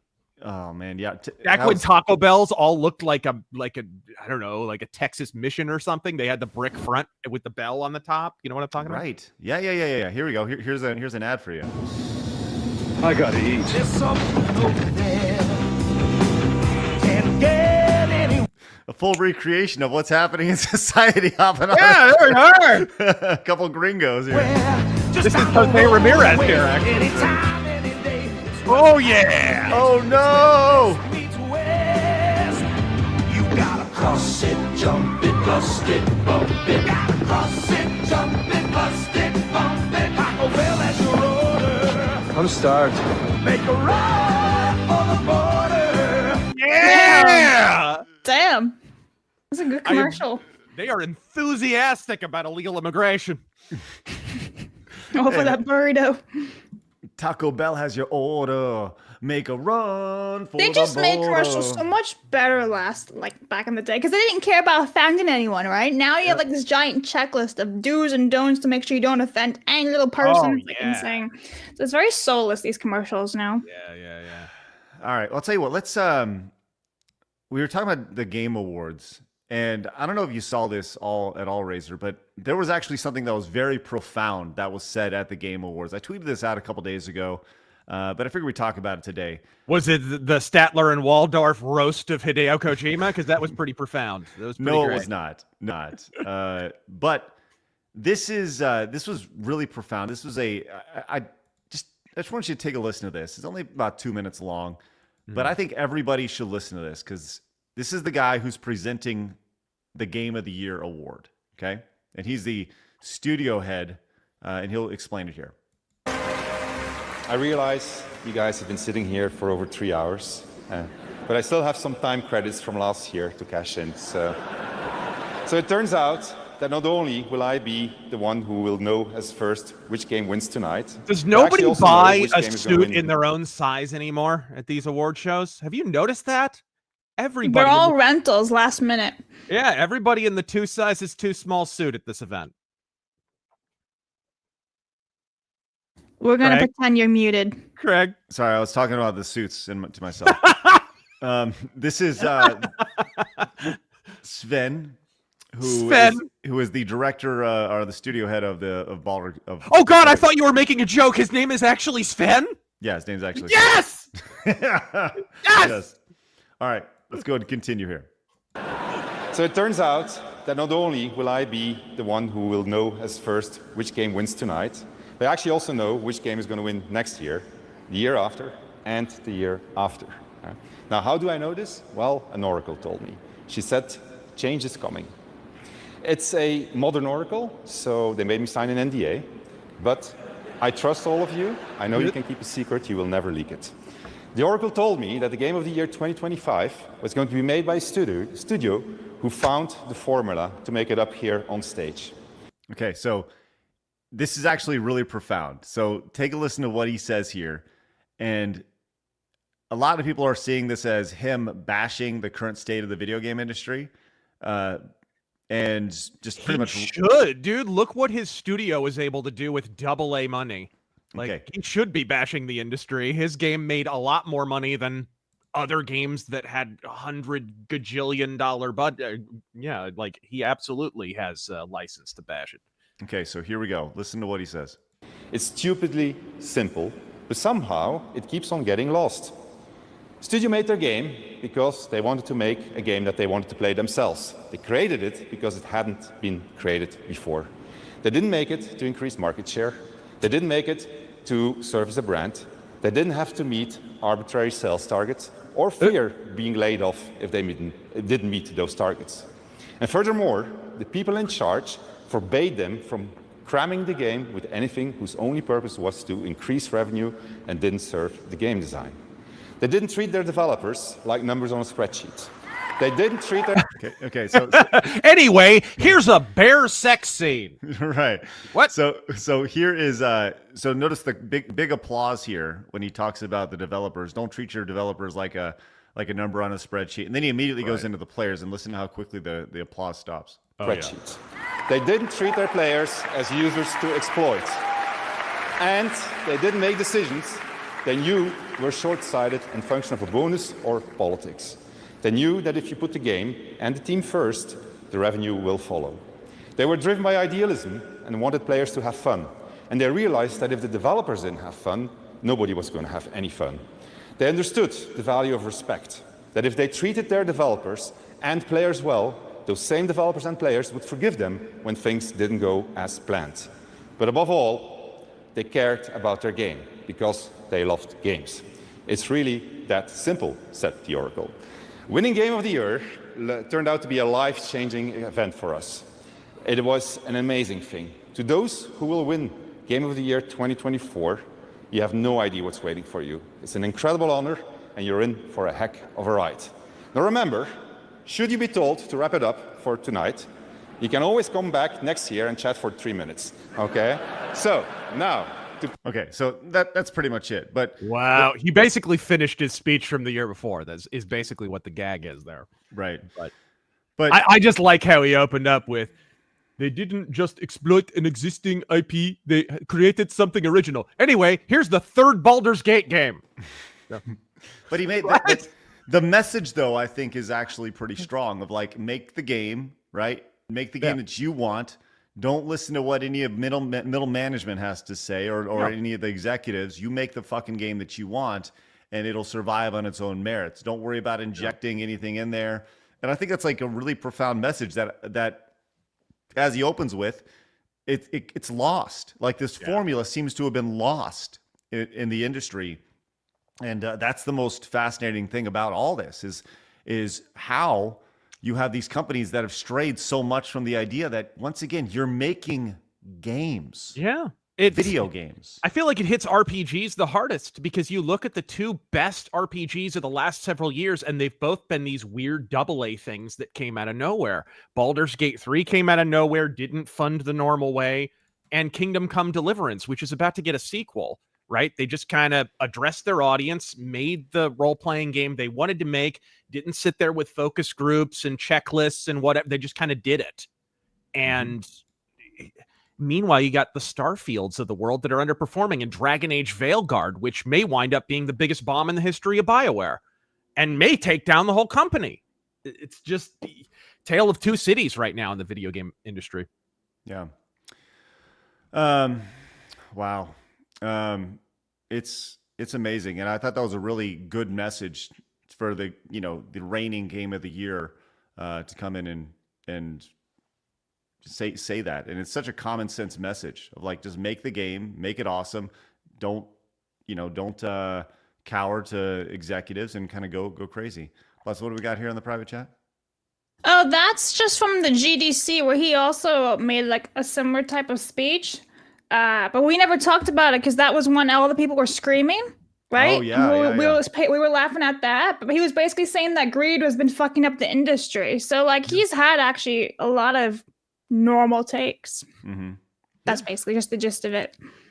Well, let's see. Greed behind this. Yes, and if Blabs, please pull up pictures or the videos of the people screaming at GDC because I hope we see that again this year at GDC. March 21st. So that's probably should probably be making my way out to San Francisco so we can I think that actually be really great to head out to San Francisco. Visit Jose Ramirez. Go say hello to Jose. My home state. So if you recall, I don't know if you remember this, Razor, but all the developers standing outside and screaming. Yeah, they were all just screaming. Let's see if we got some video of this. I don't think there's a video in this article though. And we gotta find more. Well, if I can find the Taco Bell commercial from 1988, I'm going. I guarantee I know you got it. But I think it's a good message. I hope, I said this in my tweet, I hope that people will listen to this. Will they? Probably not. The formula doesn't seem like it's that hard, especially when you're dealing with like tens of millions, hundreds of millions of dollars. Oh yeah. And now you've got the same consolidation happening in gaming that's happened in Hollywood, where like 5 companies own everything. It's less than that in Hollywood now. It's like 3 companies, right? They keep gobbling each other up, with Fox getting gobbled up by Disney and blah, blah, blah, blah, blah. Same thing's happening in gaming, right?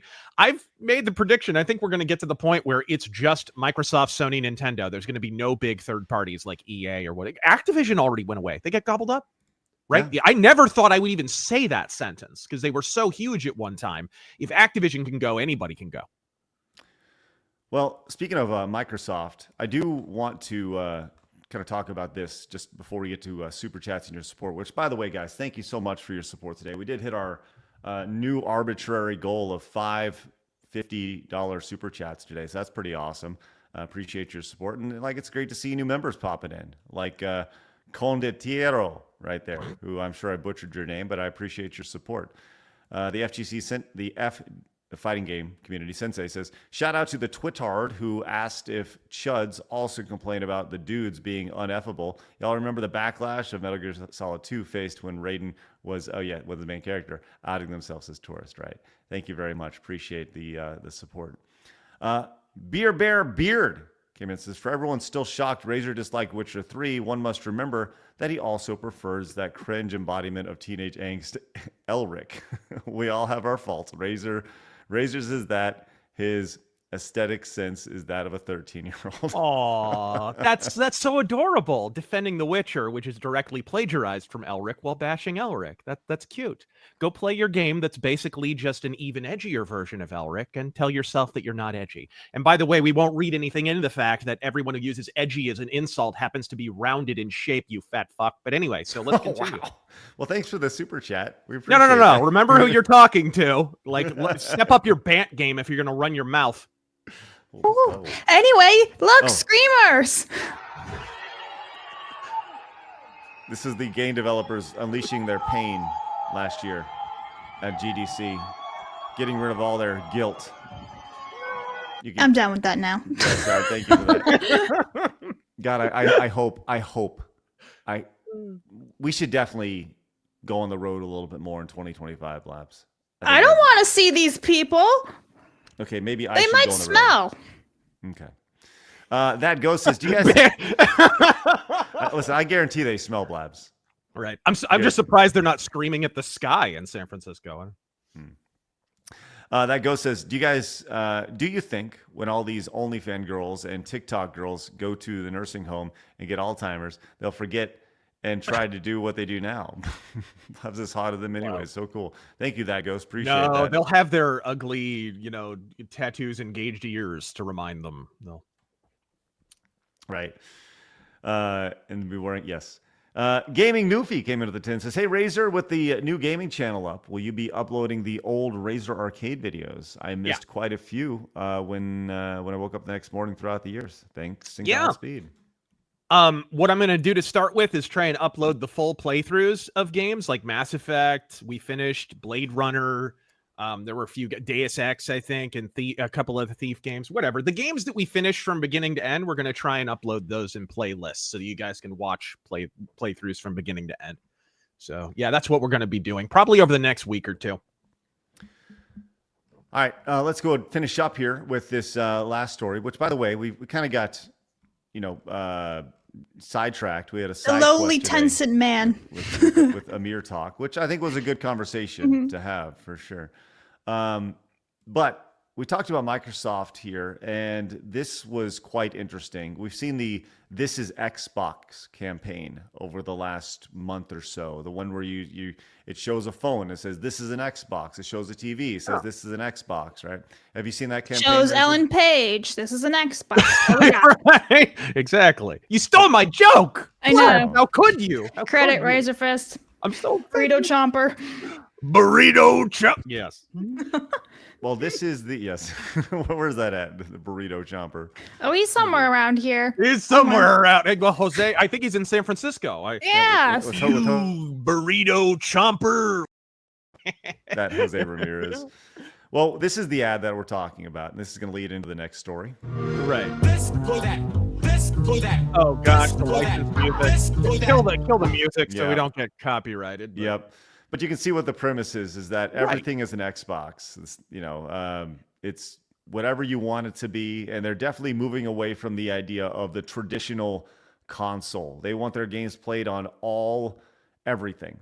Yeah. Okay? So that's the premise. Now, Which is a better, dude. Honestly, that's a better ad campaign than Xbox has had in a long time. Can you even remember it? Because this has always been the advantage of going with an Xbox is you can jump over to Game Pass on your PC, you can do it on your phone, you can do right. That's been an advantage, but somehow it's been seen as like a weakness, right? Oh, you don't have exclusives on your console. It's like, yeah, but if you have PC, you're kind of in master race territory. You can do anything. You can play all these games and you get to keep your saves across platforms. So it's like they weren't selling their advantage. I actually think this is a halfway decent ad campaign, even though the ad itself is cringe. right. Well, it leads to the Microsoft CEO talking, pretty much saying exactly what they're promoting here. And we'll let you say it. Their strategy going forward is about being able to enjoy Xbox on all of your devices. Here's the CEO.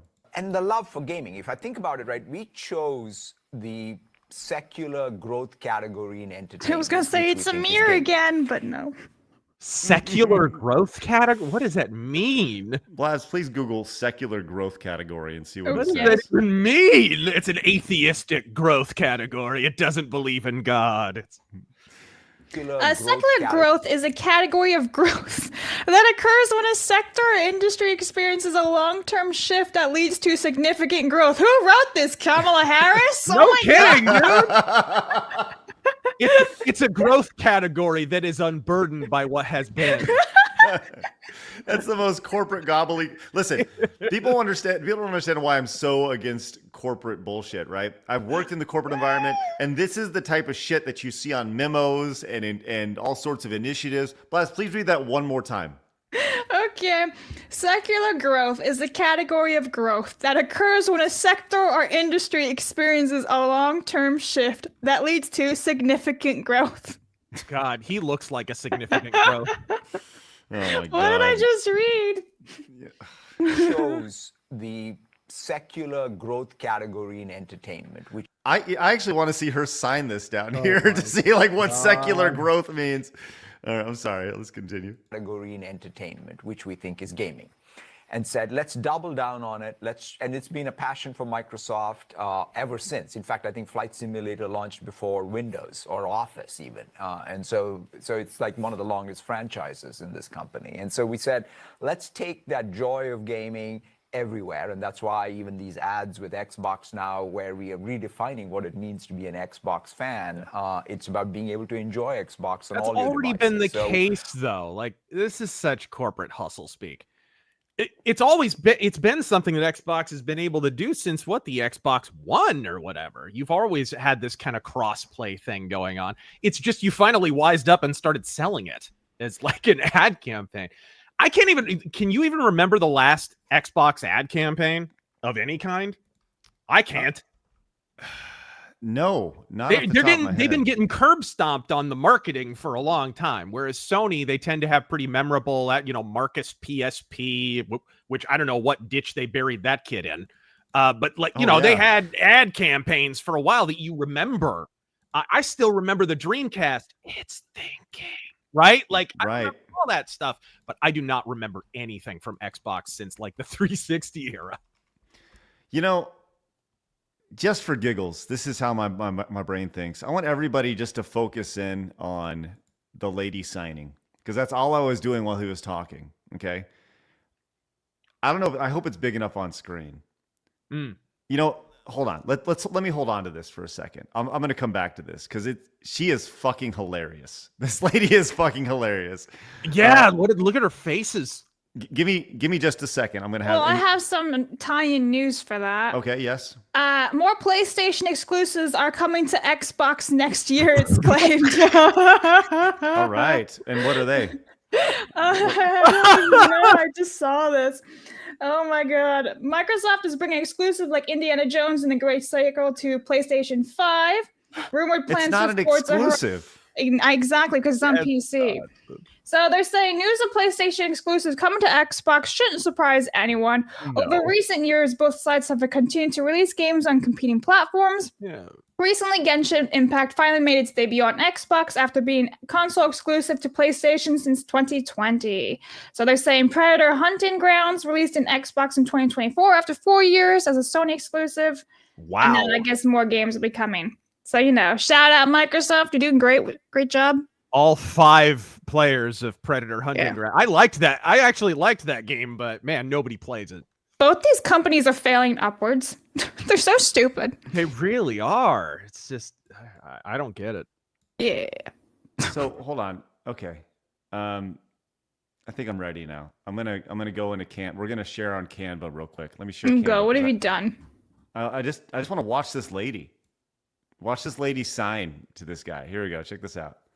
And the love for gaming. If I think about it, right, we chose the secular growth category in entertainment, which we think is gaming, and said, let's double down on it. And it's been a passion for Microsoft ever since. In fact, I think Flight Simulator launched before Windows or off. This lady. And the love for gaming. I'm sorry. I like how she gets an extra chin with every word. Don't be so mean. Well, I'll tell you what. He looks like William Hung in a wig. What are you talking about? Stop it.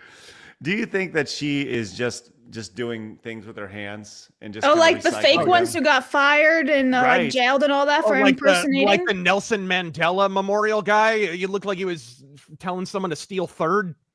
Yeah, I mean, like I've seen lots of people do like the ASL and all that, and they're very like charismatic and like dramatic with their facial expressions. It's how they convey like the emotions, obviously, because you can't hear someone's tone, so they do it with facial expressions. I think it's cool. You know what we should do? We should, for one day, hire that lady to do our show.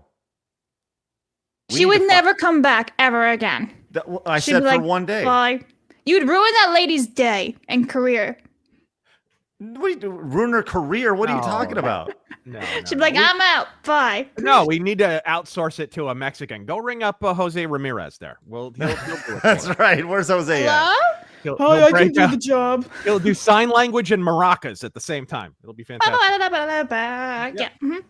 I used to have a Ford Fiesta. Does that count? That's so racist. It's ridiculous. I watched the Fiesta Bowl once. Is that? No? I really want burritos now. Right, me too. God.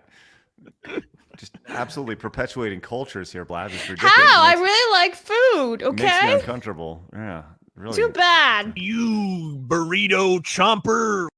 Well, let's see if we can find that lady. Like, I'm going to send a tweet out. If we can Poor discover. lady. Well, I mean, she could do it remotely. It'd be great. We could hire her for an hour and a half to do the show, put her in the corner, bottom left corner. Put her in the corner. We'd be so progressive. Just saying. How many podcasts do you know have an interpreter? Huh? This is true. Huh? But most people listen to audio too. Well, sorry.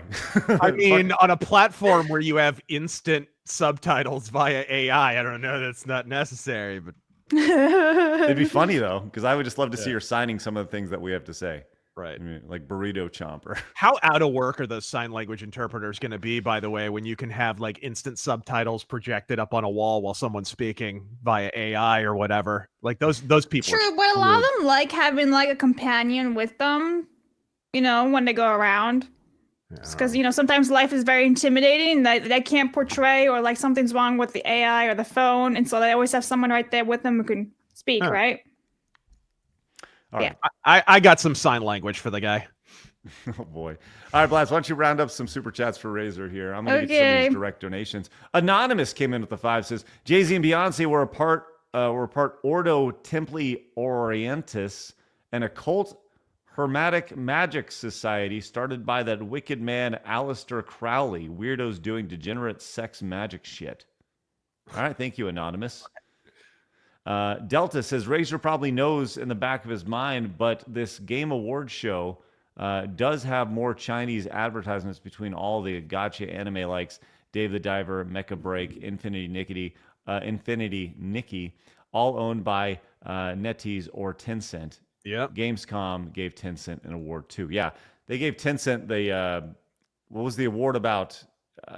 Like clean environment or something as an environmental award that they gave him. China, really, really good. We have like a massive Rumble donut. I'm gonna get to real fast. There it is. I like how Rumble has them in purple. Let me get to the titties. Yoo-hoo, titties. There they are. Okay, Lance Corporal Huck 30 says, reminding Craig about getting in touch with Radiant and media developers when able. The founders are interested in speaking when able about game development and other stuff we aim to do, like film and books. Thank you for the 50. Thank you for that. Yes. I followed them over on X. That is massive and huge, not just the boobs. Mercenary says, since it's Tuesday and for some reason I can't send super chats at all because I think YouTube is actively blocking me, I have Tuesday leg update. Blabs. This is true. This is all for Razor. Says hole in leg is getting better, and I took pictures, sending them to you to gross people out. This is improving. So do not send me pictures of your leg. Don't do that. No, okay. I will block your ass, and I never block people. Mercenary also picked up the brand new Gamers vs. Everybody shirt over at sidescrollersmerch.com. Cool. Says, make sure to tell Razor about the Virtual Fighter game I sent him on Steam. Oh my gosh. There you go. Entirely too generous, sir. Says, yes, I have to give him games. It helps keep him sane while I'm in California for the rest of my life. Mercenary, what are you doing over there? I don't know what I did to piss off God, but here I am making amends. Mercenary, thank you. Cajun Corey, thanks so much for picking up the new Challenger t-shirt as well. GDI guy says, hey, Razor Fist, I may be a Davian loyalist, but I still salute the Free Worlds League. Nice shirt. Yeah, Godspeed. You don't have to attack us. We'll handle that ourselves. Good old one picked up the Normal Man t-shirt, and Vansar also picked up a new Challenger t-shirt. Says all my favorites on a shirt. Thunderbolt says, great designs on the new shirt, especially like Arch's and Blabs design. Would pay good money for a game with all these characters. I think that sounds like something that could be fun to do maybe down the line there, Thunderbolt. Wouldn't that be fun to do? Beat 'em up. Yeah, beat 'em up, or a fighting game perhaps. Yeah. Kind of old school. Worthy One says, Razor and Craig, y'all got to try Alpha Omega Sin and talk him into coming on the show. Man, I miss that dude. He'd be a great guest. Let's make it happen. Yeah. Make it happen. Logan says, we need some Side Stroll Hers merch. Thank you, Logan. Appreciate that. Blaz, what do we got? Okay, Historian says, Razor, what are your thoughts on Ethan saying he will make you his personal project if you keep going after Zach? He seems kind of upset. I didn't go after anybody. I just said I didn't like his comic. Not Kevin Feige says, Razor, focus your hate to be Candons next year. Okay. Gunky Zip says, Razor, what's your thoughts on Nico finally leaving Iron Maiden? Sorry for the change in topic. Nico, I was never the biggest fan of him as the drummer in Iron Maiden, but dude, he's legendary. He's kind of the backbone of the band. He's a devout Christian and really, really vocal about it. Like, Nico McBrain is a legendary drummer, and it's sad to see him go. But he had I think he had more than one stroke or something. So, he's kind of needs to ride off into the sunset. And apparently they have a new drummer already. So Godspeed, Nico McBrain.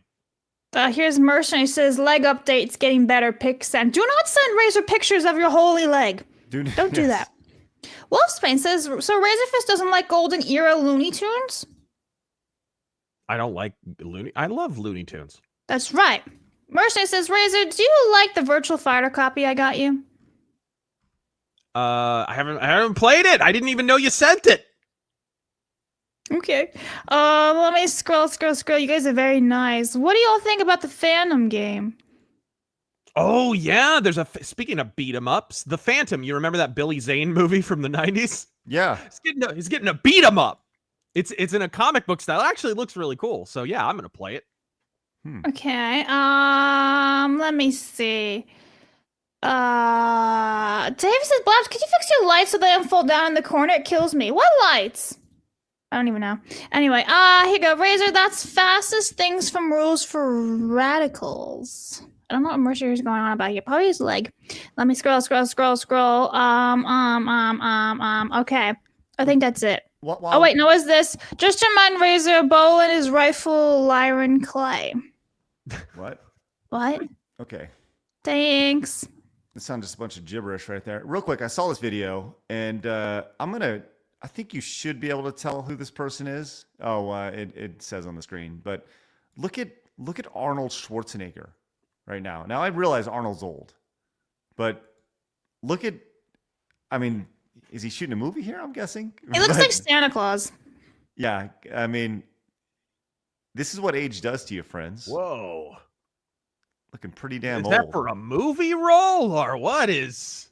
I would guess. It has to be for a movie role, right? But I mean, he looks old as shit. The vaccine is working out for him. Yeah. Screw your freedom. Screw your Right? freedom. That's right. Oh my God. Screw your knees and hips, apparently. Yeah, it's tough lifting all that heavy stuff right there. All right. Okay. Oh, hang on. There's this one. Blabs trying to hide her absolute hatred for Razor Fist is the best part of the stream. I don't hate Razor Fist. I mildly tolerate him. Just kidding. Just like she does me. It's okay. Yeah. No, I don't actually hate Razor Fist, chat. I don't know why you think that.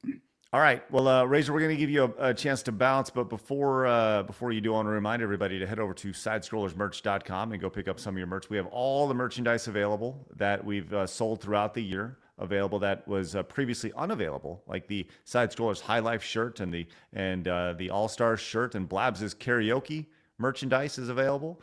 The Let Us Skateboard T-shirt, as well as some nice White Dudes for Gaming T-shirt, which is probably out of stock, but who knows? But we do have the Gamers vs. Everybody T-shirt as well. So go head over to the sidescrollersmerch.com and go pick that up. We'd really appreciate that.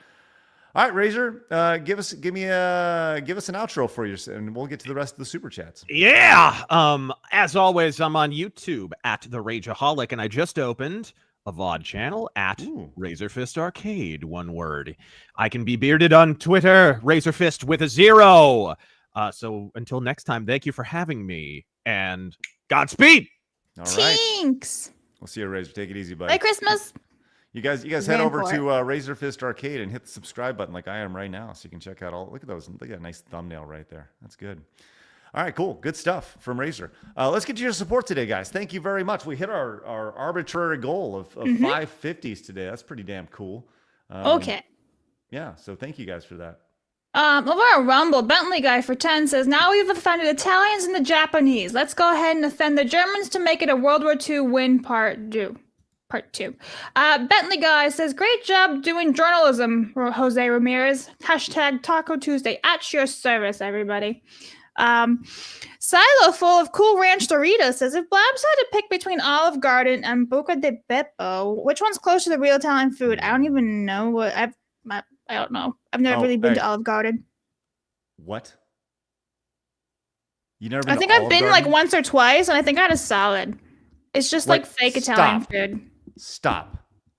You've never been to Olive Garden before? I just told you. I think I had a salad there once.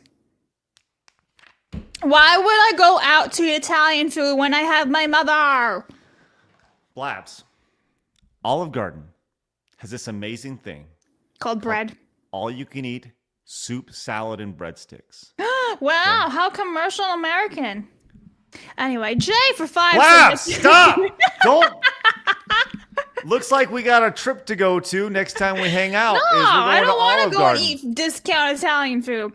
Jay for 5 says, I keep forgetting to ask, where can I find that remix of Armored Armadillo stage that you have in your intro video? I want to jam out to it. What did you my ears? What did you just do? I was pissed. I knocked over my microphone. Say sorry to the chat. That hurt. Sorry, everybody. Listen, don't talk about Olive Garden the way Blabs just did. Oh, dickhead. You're going to pay for that one. Jegs Dino Guys. There's more of the Italian from the Hunt stream. Mamma mia. Mr. Michaels says, Super Chat, go Trump speaking Italian. Oh, yeah, there should be an AI for that. Real quick. The question was, that's you can find, I think you can find the Armored Armadillo remix on Paul Hadouken's YouTube channel. And the link is down in our description. Yeah, Paul's links are down below. That's Pie over there, or as I like to say, that Pierre over there, says Raw's going to Netflix on January 6th, and they got Roman Reigns staging as an insurrection on our rightful tribal chief, Solo Sikoa. Will you give it a watch? Yes, I'll be watching Raw on Netflix to see what they do.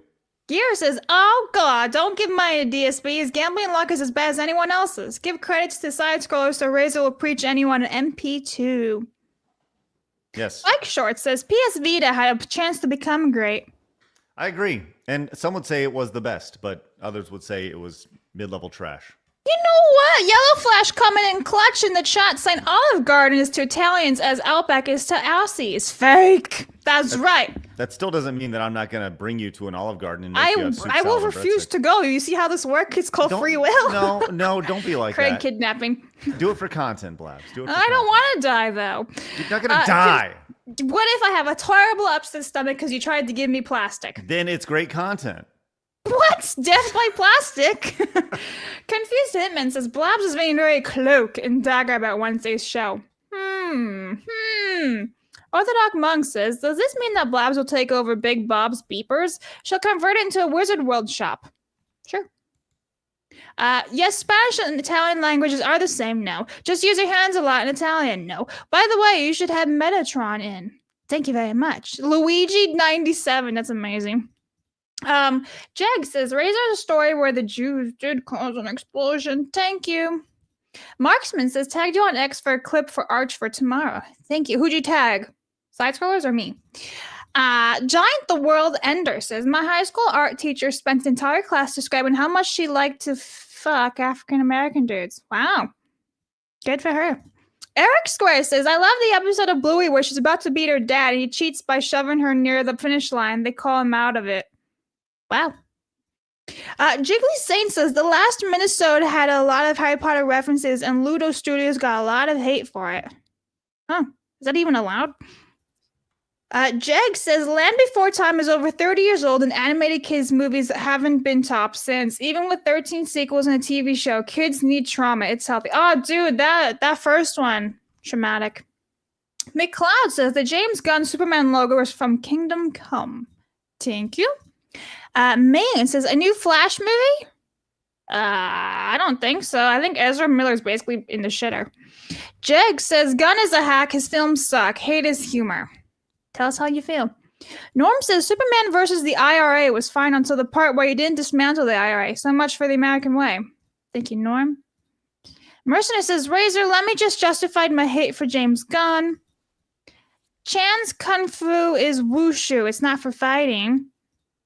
Mercy says, let's just say that the priest outfit tweet he did, red flags. Also says the left one is definitely Dominican Republican for the kid in the trains. Mm-hmm. Jags, I'd rather have a Bloodsport sequel or Puppet TMNT. Andrew says they should get Samurai Cop into the Miyagi-verse.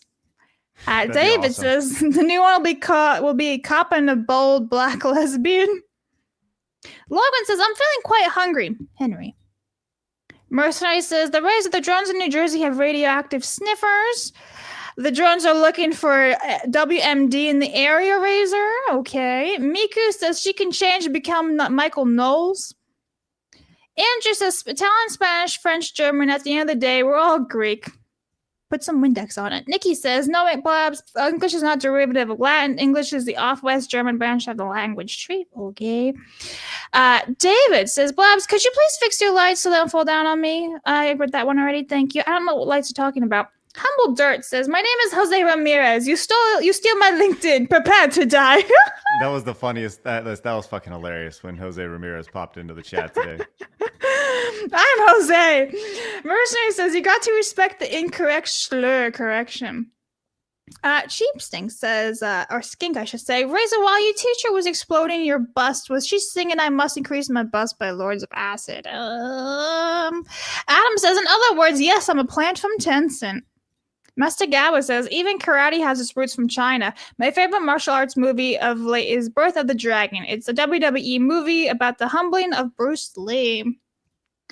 Dirikai says, in Mexico, we call Jose Pepe, making Blabs a Pepe frog. I am the racist one now. Wyatt Monkey says, great way to start my morning. What are your favorite toys as kids? Ooh, I mean, all of my old Harry Potter Mattel ones slap, or my Furbies, or my Trolls. or race cars and Hot Wheels.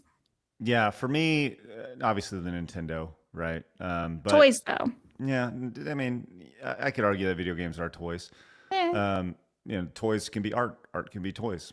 And games are Not toys. that deep. He's just asking you what your favorite toys are, Craig. Yeah, I don't know.